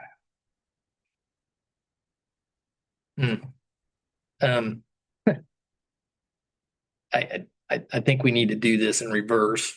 My personal opinion. I first of all, we need to have a budget. We need to kind of go backtrack with what Carmen said. We're waiting on revenues and so forth. So you need that budget go forward. But you're going to have to bring something to the table, like a quote. Absolutely. Of something before you have any commitment whatsoever, before I'm personally going to okay talking to anybody about building a truck. I mean, just kicking tires right now. I can't give you a number until I go talk to them, but there's no financial obligation to us, you, anything. It's the way trucks are done is you have to sit down and you have to meet with the manufacturer. We have to pick the apparatus itself. Then we have to specify exactly what we want, where we want it, how we want it. Then they send it, once it's built, they send it to the rest of their team in their financial area. Then they come up with a price of how much that truck is going to cost and how long it would take them to build that. If you're having conversation to build, you do have a commitment. There's no commitment. I assure you, there's no financial obligation to us whatsoever. They build trucks every day and then they fall apart, or departments don't buy them, what have you. By no means would they start building anything until I brought you a formal contract with a PO and all those things. There would have to be a signed agreement. It is simply a spec committee, essentially, that would go to the manufacturer and say, this is what I need. This is what I need you to build. You need to tell me how much it is. And then I would bring you an entire presentation. I had some for the truck that we were looking at that was a stock unit. I just didn't bring it because it's sold and it's irrelevant. But they would present an entire package that I would bring to you. You would each get your own copy of it. It would show you the contract, how that works, the PO, the build itself, everything about the truck. Even if you say no and we go do that and you say, no, we're just not comfortable with doing it, it's a wash. It's irrelevant. It's like trying to get a truck bid like Jesse turned in for us. He turned in a bid. This is what it's going to cost. Do we guys approve it or not approve it? I think what you do is just get an estimated cost for us, contract, what it'd be, and stuff like that. It's zero cost to the town. Right. Only time it is your time that you're spending doing it. And that's where he's saying he's just wanting to get an estimate to bring it up. Because I'm still sticker shocked over the whole thing. I'm not gonna lie. I mean, that's one of the things that floored me more than anything. And I mean, but I don't understand your side of it as much. I don't understand the financial side. Last I know, you're taking all your money and you're not having much to do after that's spent, and you don't empty out your checkbook to buy one thing because you don't know what's coming down the pike. So I see what you're saying. I mean, personally, I don't have a problem if you turn in and want to do some investigating and get a price on one. That's just a big decision. And I'm hoping you can do it like in a year and 4 months. I understand that. Yeah, and that's the other thing with going and talking to them first. It's obvious, it's a very intimate truck. We have to make sure that we have all these details ironed out. But if I'm gonna ask you to spend $2.4 million, I want to make sure that we take the time to make sure that it's a truck that can be used for the next 10 to 12 years. We don't want to have to come back and ask again. These trucks should last us a significant amount of time. So That's what I was gonna ask. How long does the ladder truck typically, cause we know you run it to Greenwood and Bargersville, everybody helps everybody. I get that stuff. How long do them trucks normally last? 10 to 12 years before you need to start discussing a replacement plan. So every 10 to 12 years, you want to come to town and say you want to spend $2.4 million on a new The ladder bond's truck not even gonna be paid off within that 10 years. within that 10 years. So that's a concern of mine. I mean, you gotta think the ladder that we have now is 22 years old. Correct, but you bought that used because it was out of service from Greenfield. So yeah, I was just curious because I don't know your trucks. You can push the longevity as long as we maintain them well, which we have done what you had asked back in 2005. We have a PM plan put together. In fact, they're coming out in 2 weeks to PM all of the apparatus. They didn't lease it. More than anything, there has to be a long-term replacement plan. Not saying that has to necessarily be every 10 to 12 years. It just, if a build time is 2 years and we do it 12, then we're really not getting it till 14 or 15. But that's a lot of ask for every 12 years to come in here and spend Unfortunately, $2.4 million and then you're gonna freak every council off. Now, it's just a question I have. I have no problem with you bringing it and looking at a price and stuff. Maybe you can work magic. As long as there's no financial commitment to purchase or buy, I mean, you're just socializing to get with it. I mean, no harm, no foul, at least I thought you were. No, I don't want to. We have to build it first, see what it's gonna cost. Build it on paper first. Okay. I think that's what scared you. Build anything. No. Like when you go on the Chevrolet website and build a Corvette. Yeah. And that'd be nice. And you see the price and you hit delete, start over. I wanted to add is that when Chief and Deputy Chief came last year, it was very reactionary. And so that's where I wanted to put the engine, and then we were trying to get the ladder in there as well. And so that's where knowing how long it's going to take to even get to a decision is let's be more proactive. And so that's what I suggested that Colin come here. Let's get the ball rolling. Agree. Doesn't mean, Time. we're trying to expect what you had asked for last time, and but we also know we need the ladder truck. I mean, we have one, but we haven't had it for over a year. So we technically don't have a ladder truck. And so I would hate to see an emergency come up where, yes, we've got mutual aid, but maybe it's too late, or maybe the rear platform, I don't know what other department has that apparatus, but it's something that we need as public safety when we have these high-rise buildings and the apartments and such. Oh, I agree with it, but we can get Greenwood or Bargersville or Franklin. Someone will bring it down here to help while ours is down. We all a community. It all pulls together. Getting Greenwood and Bargersville over here, whereas if we had our own, then. Oh, I agree. I'm not, but that's where we wanted to start ahead of the, knowing that it's gonna be a long decision and maybe, come up with the price and There's no chance of them, because there's gonna be a lot of time involved with you and Mr. Funkhauser and then that team. Hey, there's not gonna be any type of deposit or to go through this process. There's not gonna be a $500, $1,000, $1,500 I don't want to lose get nothing. an estimate. And then if you walk away, there's no penalty clause, right? There's no obligation. We don't sign a contract to go up. I've already talked to the sales rep that we're working with. They're just waiting on the phone call and say, yeah, we're coming, but there is no financial obligation in any way, shape or form. Where's the factory at? you to go as well, so you can understand what it takes to build these trucks and why it is so expensive. I Where's think. the factory at? Sorry. Where's the factory at? This specific one is in St. Louis. The full factory, I apologize, that one is in Minnesota. the company that we are going through, because most apparatus are bought through a dealer. The manufacturer is Rosenbauer, the dealer would be a group called Sentinel Emergency Solutions.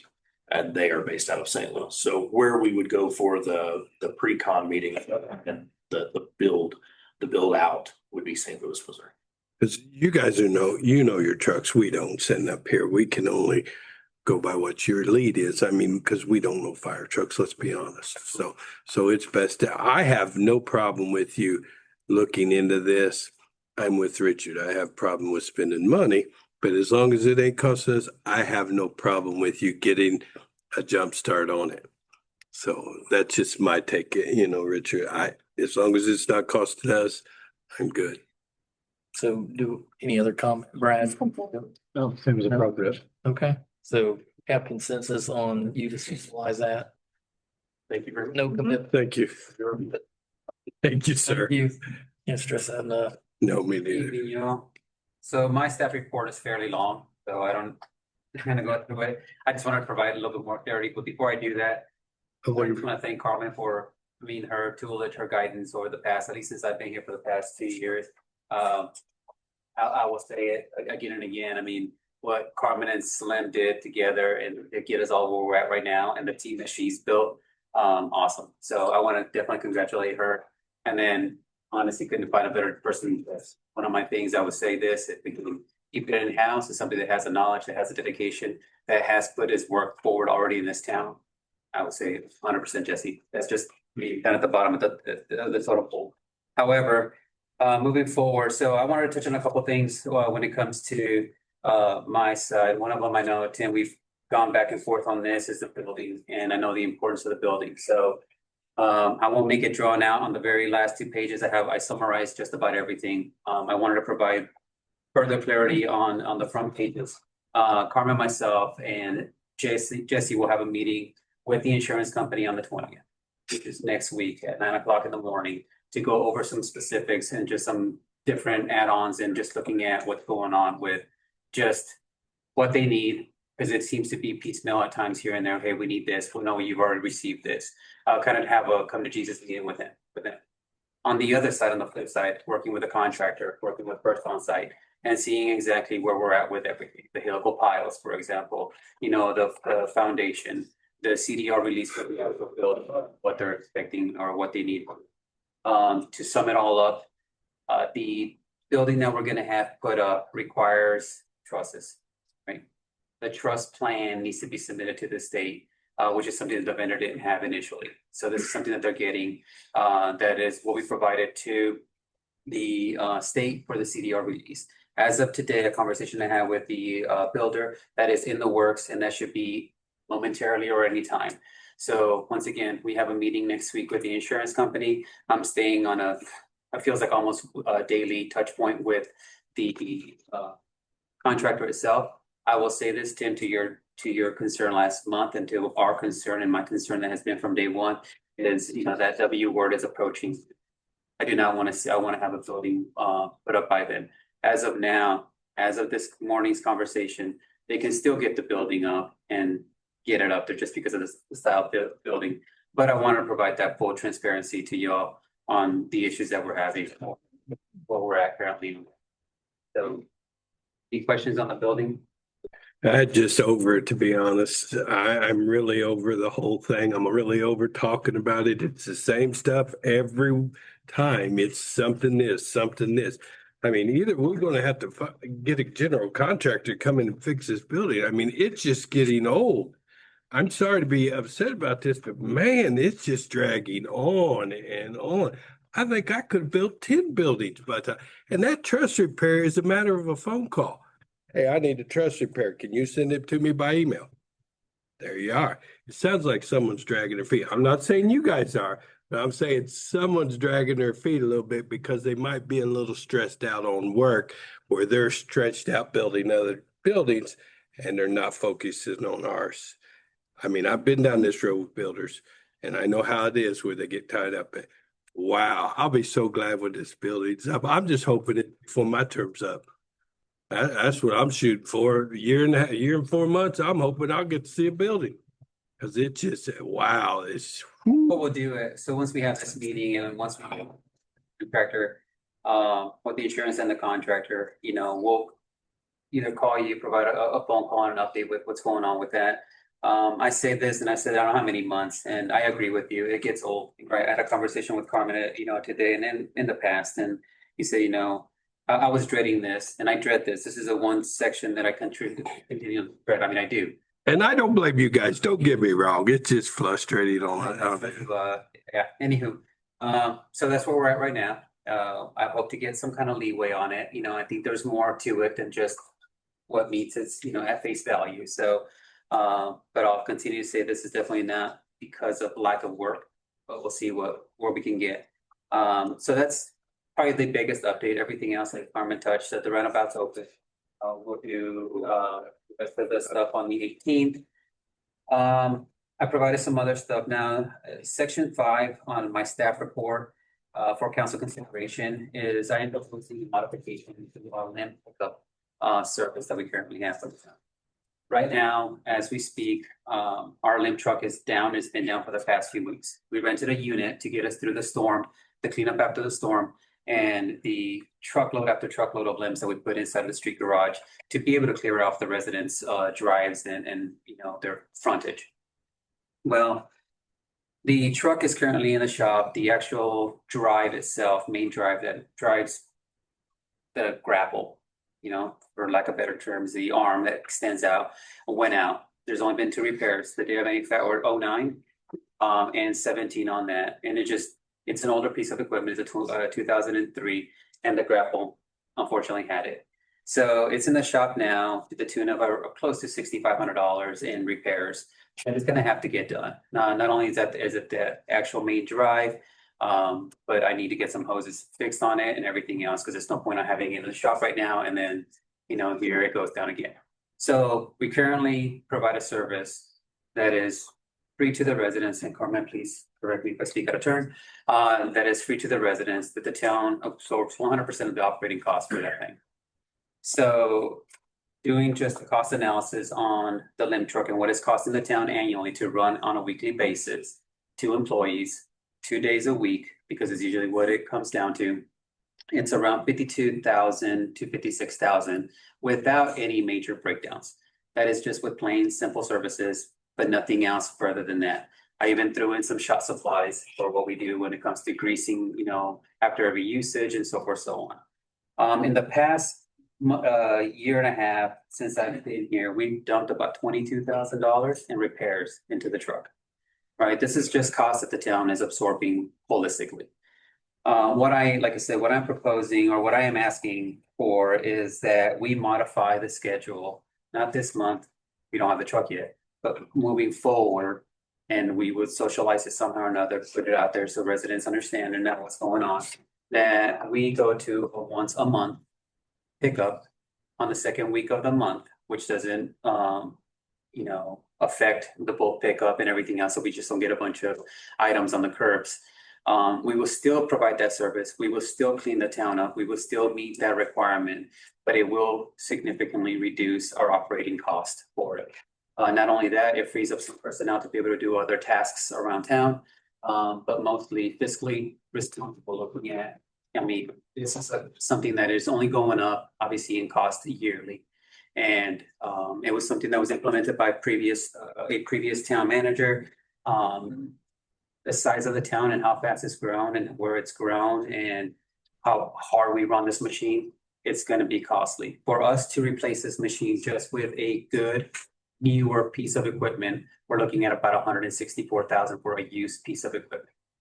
And so everything costs money, you know, and this is the living proof that we have.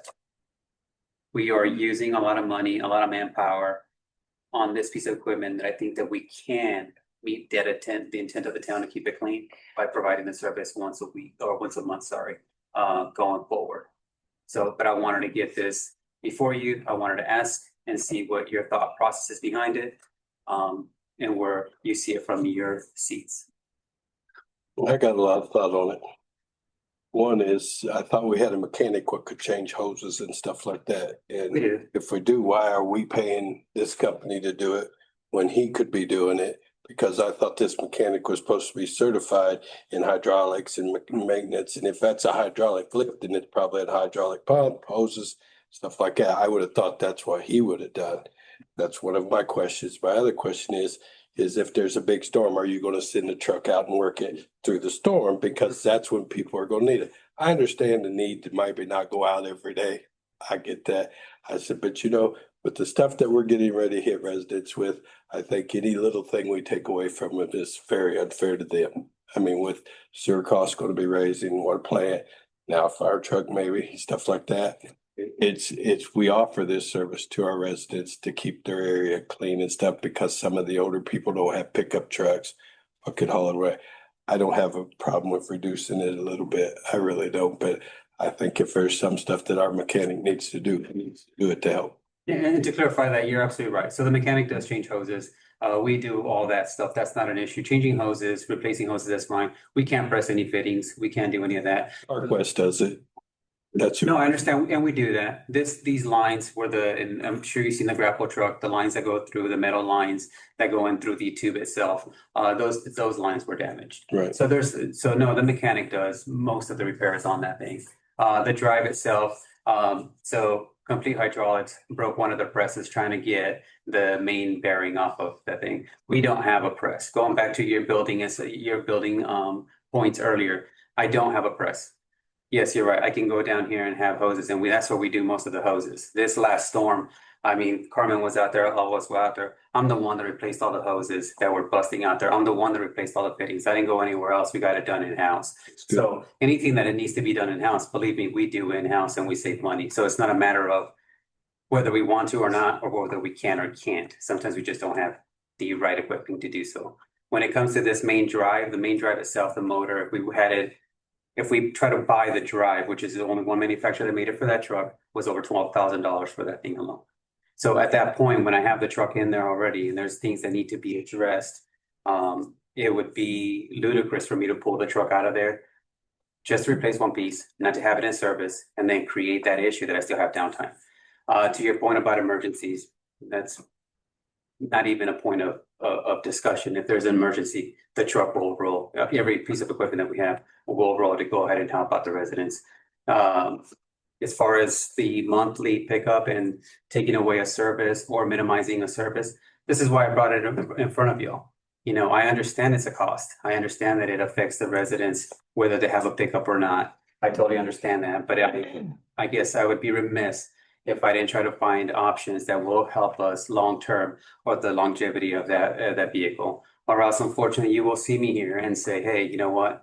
This vehicle needs to be swapped out or something's going to need to happen with the vehicle. This vehicle was added, correct me if I'm wrong, this was added many years ago or a few years ago as a capital improvement vehicle. And we've done what we can up to this point to keep it running and keep it on the road. But I agree. And where I work, we got certain times that we pick up leaves and certain times we pick up limbs. I mean, it's just how it is. Leaves are only in the fall. So, I mean, that's the whole thing. And I'm good with that as long as we make sure that if there is a need for it, it does need to go out and make sure that. Do we do limb pickup in the winter? We run it 52 weeks a year. We run that. Okay. And we could modify. Much in the winter, probably. Not as much, but we run it. It goes out every week. In the event that there is limbs, they're running it the entirety of the year. Right. So my thought process is, if you don't pick them up, they're going to be sitting for a month along the street. Not necessarily. Not necessarily, because the residents will understand. Plan like you do for your bulk trash. Yeah. I mean, you just don't cut your limbs. Where you go? I'm not talking about cutting. I'm talking about limbs that have been broken and No, that's fell. that's an exception of. So And we have guys that go out. So just so you know, I have the guys go out and then, they'll go check all the inlets. They do this. So they have to do their rounds. So if there's things that need to be picked up, they're gonna pick it up. There's a couple branches, they're gonna throw in the back. Right, they're gonna throw in the back of the pickup. Now, if the residents knows what he's saying, let's say someone wants to cut down their own tree. Well, they know they only pick it up once a month. They better probably cut it down this week before they take it to the curb to get it hauled away. That's what you're saying. And I understand the point of, help reducing costs, but, because I mean, for argument's sake, I mean, it was my recommendation to go once a month.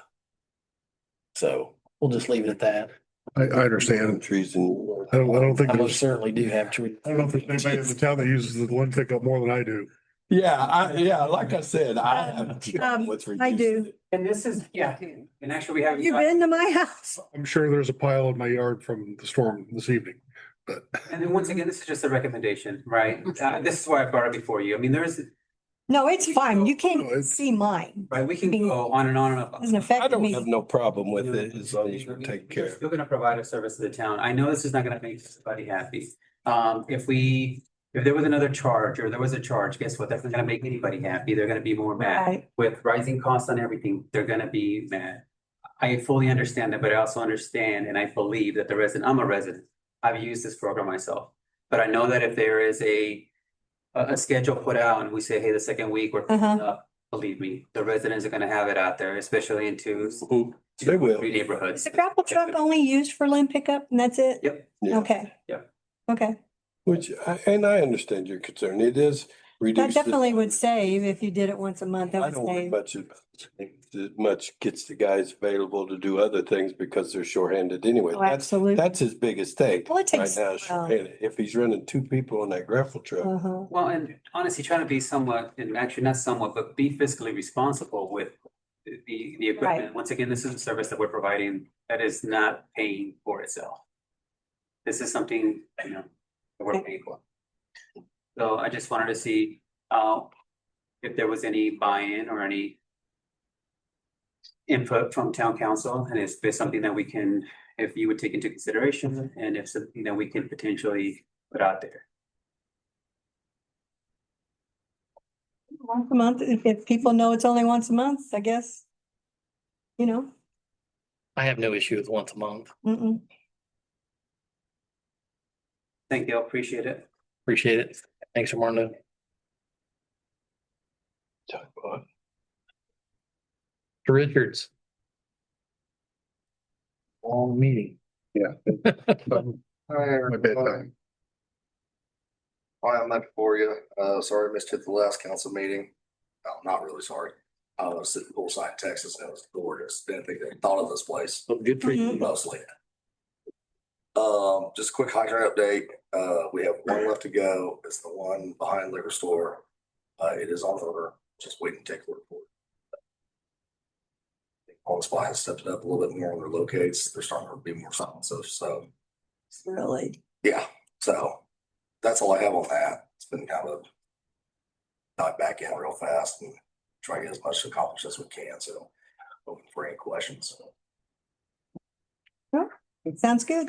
I do have a question. You were gonna bring back up after your hydrant. Sorry, I gotta bring like an elephant. So you're going to bring back the OSHA and the tanks and the sediment. Yes. So, Well, yep, as we agreed, once that last hydrant's done, okay, so next month you're gonna bring that back up? that's my plan. Okay, perfect. Well, I'll come ask you for more monies next month. No worries. We're loaded with money. No, I've got a couple more going with me. just keep bouncing them around. Thank you, sir. Mr. Jones. Evening, everyone. And thanks for, I'm honored to have been chosen for. To hopefully fulfill this goal manager. Thank you for the kind words, Armando. As far as the wastewater plant's going, everything's, we had a collapse at the beginning of the month. I think most of you know about it, over on the west side of the high school. We had to replace 216 foot of 8-inch main. And then we went manhole to manhole. So that particular line is where Putt or Rascals dumps into. And so now most of that line has been replaced within the last 4 or 5 years. So that was one of my worries on. Thank that was goodness. the worst lines that we had. So we got that taken care of, and everything went well. It was a week and a half or so, and everything flashed a bang and finished up. So, the plant has been running well. We were at a 98% removal rate. We did about 19.56 million gallons last month, and we were at 75% capacity. That puts us at 89.5% capacity for the year. So obviously we hopefully August, September, a little drier months, bring us down a little bit and kind of go from there. I was looking at some past years and it does seem to trend downward a little bit as you get more toward Christmas and more. So hopefully we can stay under that 90% for the year. As far as things going on in the wastewater department, the wet weather inspections and the CCTV thing, we're still continuing. We're working with Wessler to get in the easements and to get access back there. We'll probably have to use commercial with their easement machine to be able to camera back there and get all that taken care of. On the Chadlow project, we've met several times. I think with the school and the drainage board and sat down with them both and kind of came up with some action items. So the surveyor is going to get with me. I actually emailed him about it today. They're going to get me a preliminary ditch design for the Brewer ditch over here at the high school, where the Chadlow relief will be going. And then they're also going to compile any kind of information they would need for a special assessment or that they would need to fund their project. And then the school obviously is kind of waiting to see what the county does. And then we'll go back to the school board and present to them to try to get our final easement.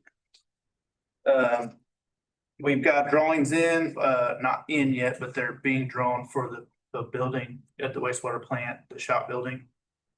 So Neo Engineering is doing it. And then I just don't know. I don't have a timeline on when they'll be finished, but it's been out about a month or so. And then Dairy Queen, Shan reached out to me last week and he asked for a 60-day extension to finish up the grease trap. So what happened, his builder came to him and he finally realized that he cannot put his grease trap inside the building and it has to go outside the building. And so it shouldn't be too much longer and that should be taken care of. But he did ask for a little bit of an extension so that they could get everything in order. Which is fine with me as long as they get it done before it gets cold. How many extensions has he had? That'd be the second. Because, eventually Yeah. you're going to have to draw the line and say enough's enough. To get it done or we'll shut you down. Yeah. I mean, because everybody's going to keep, you've been there, we all know. Sure. And I think him coming to the realization that he's got to put it outside the building was kind of the reason that I did it this time and I didn't just go into the fines and those kinds of things. So, any other treatment plant updates? I've been working on getting a new heater for the press building. Last winter we had multiple times that our heater didn't keep up when it got colder and pipes froze and I had to replace water lines in there and all kinds of different things. So Dugan is going to be coming in and putting a heater in for us that should have, I believe it's 350,000 BTUs. So it should heat that building well. Can you get the factory? What's that? That's a good, you get the factory. You might not have the other one We're done. gonna try. So we're currently reviewing the list of commercial properties and evaluating EDUs on a yearly basis. So say Amazon has 100 employees now, and next year they have 250. That's a difference in their wastewater usage. So we need to make sure that we're capturing that stuff. So I've been working with Carmen and Billy on that so that we can come up with a process and correctly evaluate that every year on a yearly basis. And then we've been working on the budget, trying to get the budget taken care of. That's been fun too. Everything's going pretty good. I think we got a good idea. We just have to get our funding and figure out what kind of funds we're going to have for the coming year. And obviously with the new lit and the county taxes and the way that's going, we're kind of in limbo. And also Richard and Tim, thank you for meeting with Veritas and sitting down with us and having that conversation. That's definitely the type of thing I would like to kind of go with maybe at some point. Maybe then, maybe not, maybe something else, but we will definitely need some help with the big project on down the road. And then, do you guys have any questions for me? Jesse, just on a couple things. So like to request to get an update of your resume. Sure. And skill sets to go through the process and so forth for the council. Yep. And then you have a plan in place since you're going to go into an interim role, you're kind of going a dual role, so. Yep. You have a plan in place to where somebody is going to be able to manage the wastewater while you're I do. I have job shadowing Carmen and so forth. to Okay. manage the wastewater department. Now, I do believe I'll probably have to get another guy to go down there with him, but with me leaving. Yeah. I'm gonna be asking him to step up and kind of do what I was doing, and then I'll get him another guy so that he has adequate personnel down there to run the plant. Okay. Everybody's got to remember, he's going to be using his license as acting as town manager. So he's still going to be on the license. He's still going to okay things. He's still going to oversee it. So that's a responsibility that he's going to keep on his side. Yep, and not to keep you any longer, but just to kind of give you an overview of where I've came from and where I've been is I understand that on the administrative side, I'm less experienced than maybe some people that do municipal administration full time and things like that. But I've spent over 15 years in the field. I started out as a summer help mowing, worked my way up into the street department, worked my way through the street department into the water department, and then worked my way from the water department into wastewater. And then obviously I went to another town later, and then I was there for about 5 years. Well, the first town I was with for about 8 years. He's with me. And Like all those bad habits. Yeah. and then I was with another town for about 5.5 years, and I had every role from top to bottom at that town. Then I went and did septic for a little while. And then went to Greenwood for about, I was really only there for about 3 months, and Whiteland had kind of called and then told me that they needed a sewer operator, and I was interested in the job. But one thing I will say is that I'm grateful for the opportunity to step up and learn the new tasks and kind of handle those issues. And I feel confident that I can do so within time. Obviously, it takes some time, but I do feel confident that I can make that happen. Well, that's a I good do feel thing. that my experience in the field will help me a lot managing things going. Absolutely. Thank you. Yep. Thank you, sir. Thank you, guys. Appreciate it.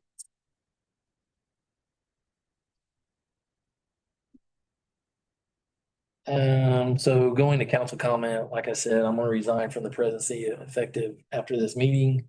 With that being said, need to have a discussion on who wants to step in the role of the We can president. make it in a couple of days. Can it wait till people's going to have to decide if they've got time to do it and stuff, just to make it right now? It's just, Well, let me finish. So that's on the agenda. We need to figure that out either tonight or somebody wants to step up, and then also. And just to clarify, absent the town council making a decision, the vice president will automatically assume those duties until there is someone that's appointed. Okay. you want the big chair. There it is. And then also with that, with Carmen's resignation, need to put together a committee and need to find out who's gonna head that up and who's gonna be involved with that. So either you can table that for next meeting, or we can have discussion tonight, whichever way you'd want to handle that. Well, I have no problem stepping up and helping at all, because I'm dying to see where this goes. So I have no problem stepping up and helping and going through the interview process. Luckily, I get off most of the time at 3:30, but I can take off if I have to. I'm very flexible, so I have no problem helping out, and I'm sure someone else won't mind either, will you? Debbie? Well, I work till 5. You retired. Oh. Might be cooking dinner or something at 5, but you No, gotta have to do. I could. My cooks. So I think we could I don't mind doing it, Richard. I really appreciate, I'll be honest, you being president. It really was nice. I looked up to a lot of your financial advice. I hate to see you give it up before your term's up, but I understand things happen. I don't mind stepping up, and with Joe being new, I'm sure he don't mind, which it gives him a little bit of background and stuff like that. I know you're busy, but all of us can do it together. We'll just pull in and make the best we can, because I know you said that you had some personal things you really couldn't dedicate the time to this when we spoke. So I don't mind stepping up and helping out any way I can. I got you. But I appreciated in the past what you did, especially when we chief and all that stuff. I So appreciate it. I do appreciate it. I hate to see you step down. Everyone wants to do it. So if I may, let's be prepared to make a vote at the start of the next meeting. Okay. Yeah, we'll have to, Organize then. All right. I'd like to move forward with the plan to have Jesse move into the role of interim town manager upon Carmen leaving, September 16th. Okay. So let's plan for that. And then we need to publicize and direct that the role will be open. We're not in any exceptional hurry. So perhaps by the next meeting, we'll have, okay, this is the job description. This is what we're looking for. And then we're going to post that formally. And because we'll have qualified help and a plan in place, it worked very well, what we did for the chief of police. I mean, Officer Polly did a phenomenal job with the department, right? And I mean, here tonight as well.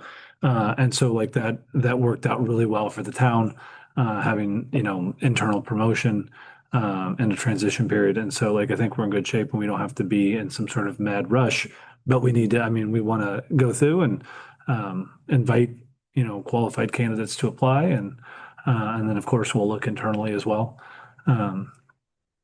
And so I think we can do that, but we don't have to reorganize tonight. So let's plan to do that. That way it gives, everybody that's sitting here the opportunity to say, hey, am I wanting to take something on or what have you? And then we can just communicate and go from there. So we don't have to do anything tonight. Does that work for you, sir? That's fine. I'm willing to help on that. I just don't want to lead the process. You spend a lot of time with the police chief. I know exactly what you're talking about. I know. I still have my records. I still have information that I can share with whoever wants to lead the effort, but I just can't lead it. So with that being said, any public comment at all? Before you move on to that, I just want to make sure that we're topic of the interim town manager discussed at some length, and Brad indicated the motion. Almost. Not quite. But the idea of Jesse being the interim once Carmen, is no longer with us. And so if there is a desire to make it clear that the council wants to do that, I think you ought to make that clear. But if you don't want to make that decision yet, that's your call. That said, we're only 35 days away, and there may be some transition that needs to happen in preparation. And so you're saying we need to make a motion to make Jesse interim. either a motion or a consensus. Concession. Well, can we do consensus? We can do Everybody- consensus. Is everybody okay with it? Yes. Yes. That works. There you go. Thank you all. You You're want welcome, me sir. to adjourn the meeting? Practice for your job. Here you go. You can have. Anybody in the audience like to speak? Anything? Anybody online would like to say anything? Anybody raising their hand or something? No hands. That being said, we'll adjourn. Right. Thank you. Richard, with all the bad stuff happening, I figured we needed a joke at least at the end, so we all go home with a smile and a laugh. It's been rough. Richard.